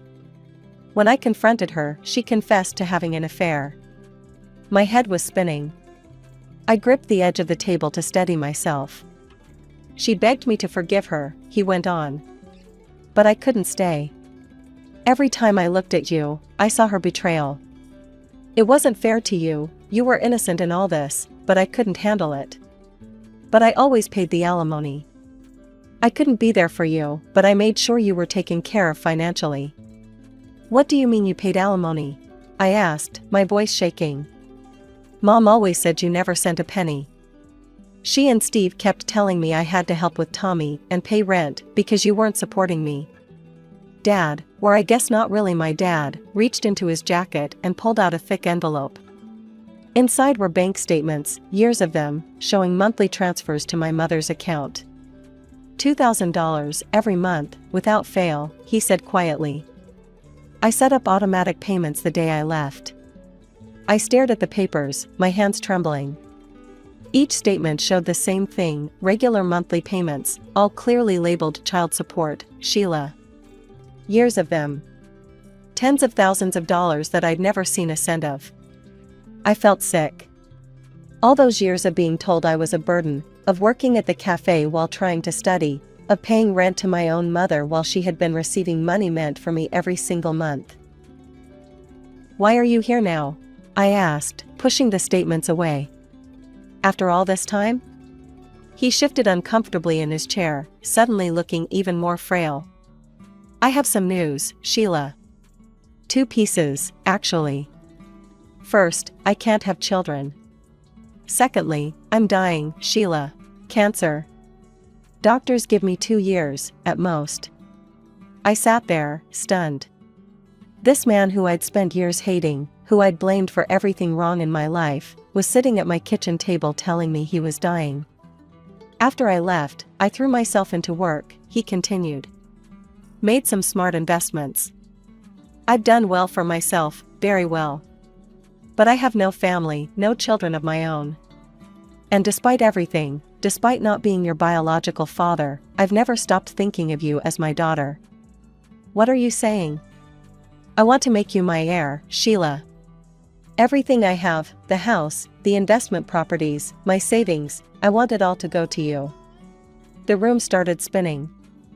I gripped the edge of the table, trying to process what he was saying. This man, who I'd thought abandoned me, had been supporting me all along. And now he was dying and wanted to leave me his fortune? I need time to think about this, I managed to say. He nodded and stood up slowly. Of course, here's my card. Call me when you're ready to talk. I walked him to the door in a daze. Before he left, he turned to me one last time. For what it's worth, Sheila, I'm sorry. Not for leaving your mother, she made her choices. But I'm sorry for leaving you. I should have found a way to tell you the truth. I barely slept that night. By morning, I knew what I had to do. I drove to Mom and Steve's house, my hands gripping the steering wheel so tight, my knuckles turned white. Tommy was at school, and Steve's car wasn't in the driveway, perfect. Mom answered the door in her gardening clothes, looking surprised to see me.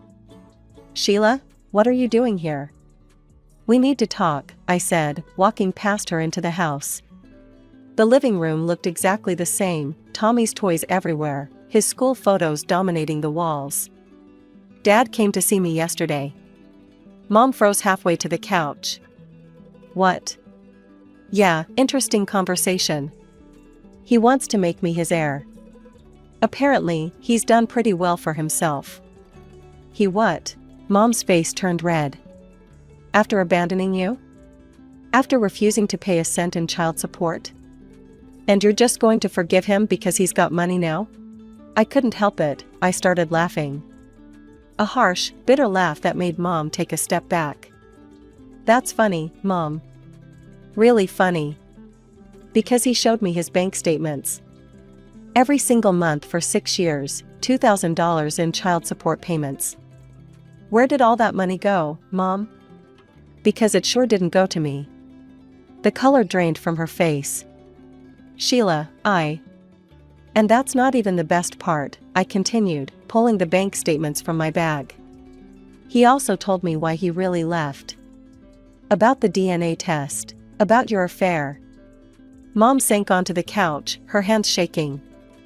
You don't understand. Oh, I understand perfectly. You cheated on him, got pregnant with me, and then lied about it for years. Then when he found out and left, you lied some more. You took his money meant for me, and used it for yourself and your new family. I needed that money, Mom suddenly burst out. Do you know how hard it was being a single mother? And then when Tommy came along. Don't you dare try to justify this, I shouted. You made me work through high school. You made me pay rent. You watched me struggle to save for college while you had thousands of dollars of my money sitting in your account. Mom's shock transformed into anger. I raised you. I took care of you. And now you're going to side with him because he's dangling his money in front of you. Side with him? He might not be my biological father, but at least he was honest with me. Which is more than I can say for you. She stood up, her face hard. If you accept his money, we're done. Do you understand me? You'll no longer be welcome in this family. I looked around the room, at Tommy's toys, at the family photos that I wasn't in, at this house where I'd never felt at home. That's rich, Mom. Really rich.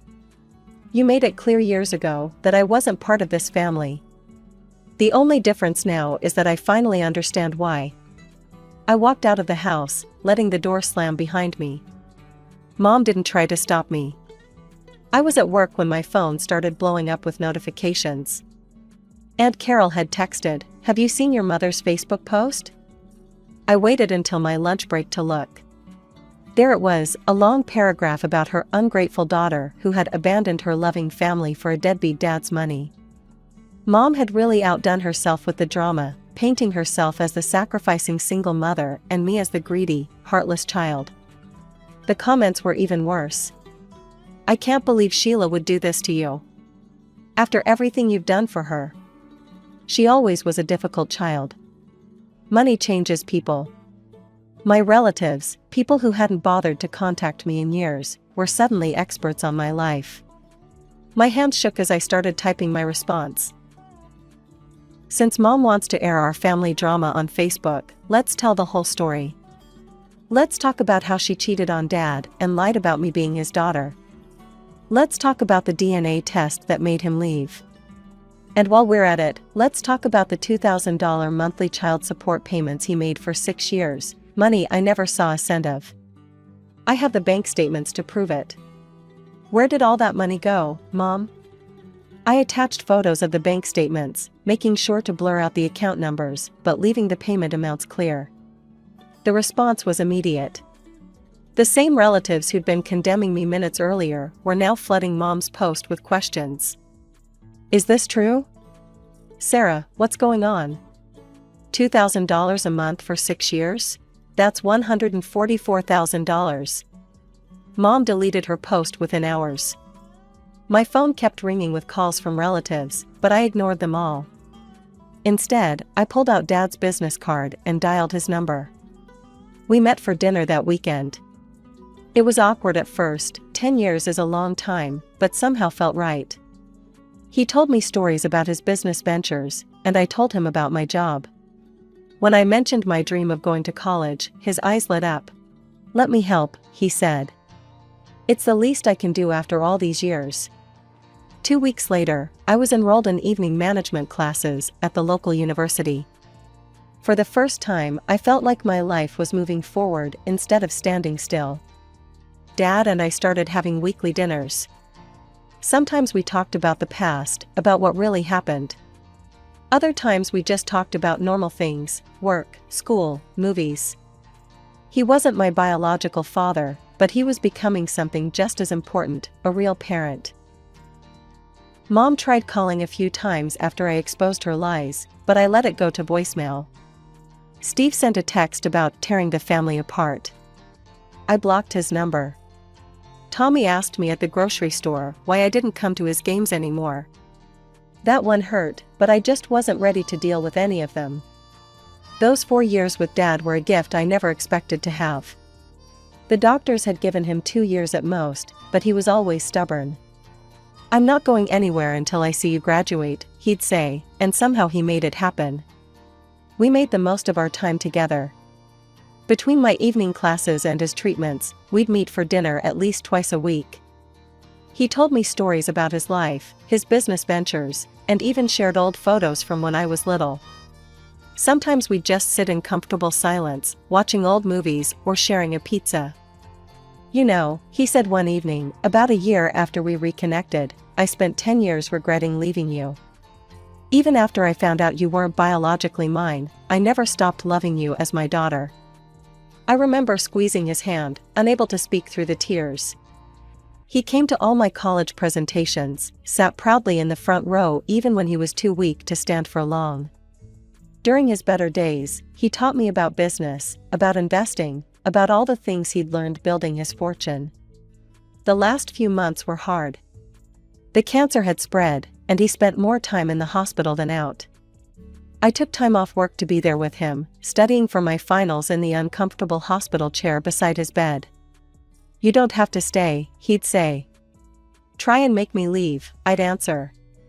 He was there for my graduation, though he had to watch via video call from his hospital room.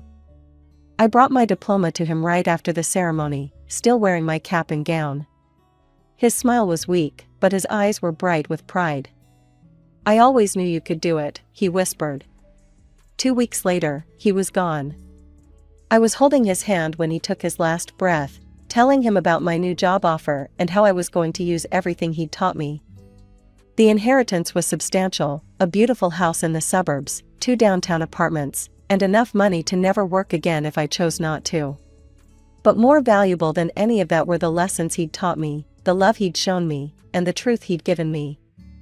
I moved into one of the apartments, rented out the other one and the house. The rental income more than covers my expenses, but I kept my job anyway. Dad taught me the value of building something for myself. Some of my relatives still try to play peacemaker, suggesting family reunions or holiday gatherings with Mom, Steve, and Tommy. I always decline politely. I've made my peace with the past. I tell them when we meet for holiday dinners, carefully scheduled when I know Mom won't be there. But that doesn't mean I need to revisit it. They understand, or at least they've stopped arguing. Aunt Carol even apologized for believing Mom's Facebook post without hearing my side. Uncle Jim admitted he'd had suspicions about the child support money for years, but never said anything. Sometimes I drive past my old house and see Tommy playing in the yard, taller now, looking more like Steve every day. Mom still lives there with her perfect little family, posting perfect family photos on Facebook. I don't feel angry anymore when I see them. I don't feel much of anything, really. Dad taught me that family isn't about blood, it's about love, truth, and choosing to be there for someone even when it's hard. He chose to be my father twice, first when he married Mom, and again when he came back into my life. That means more to me than any biological connection ever could.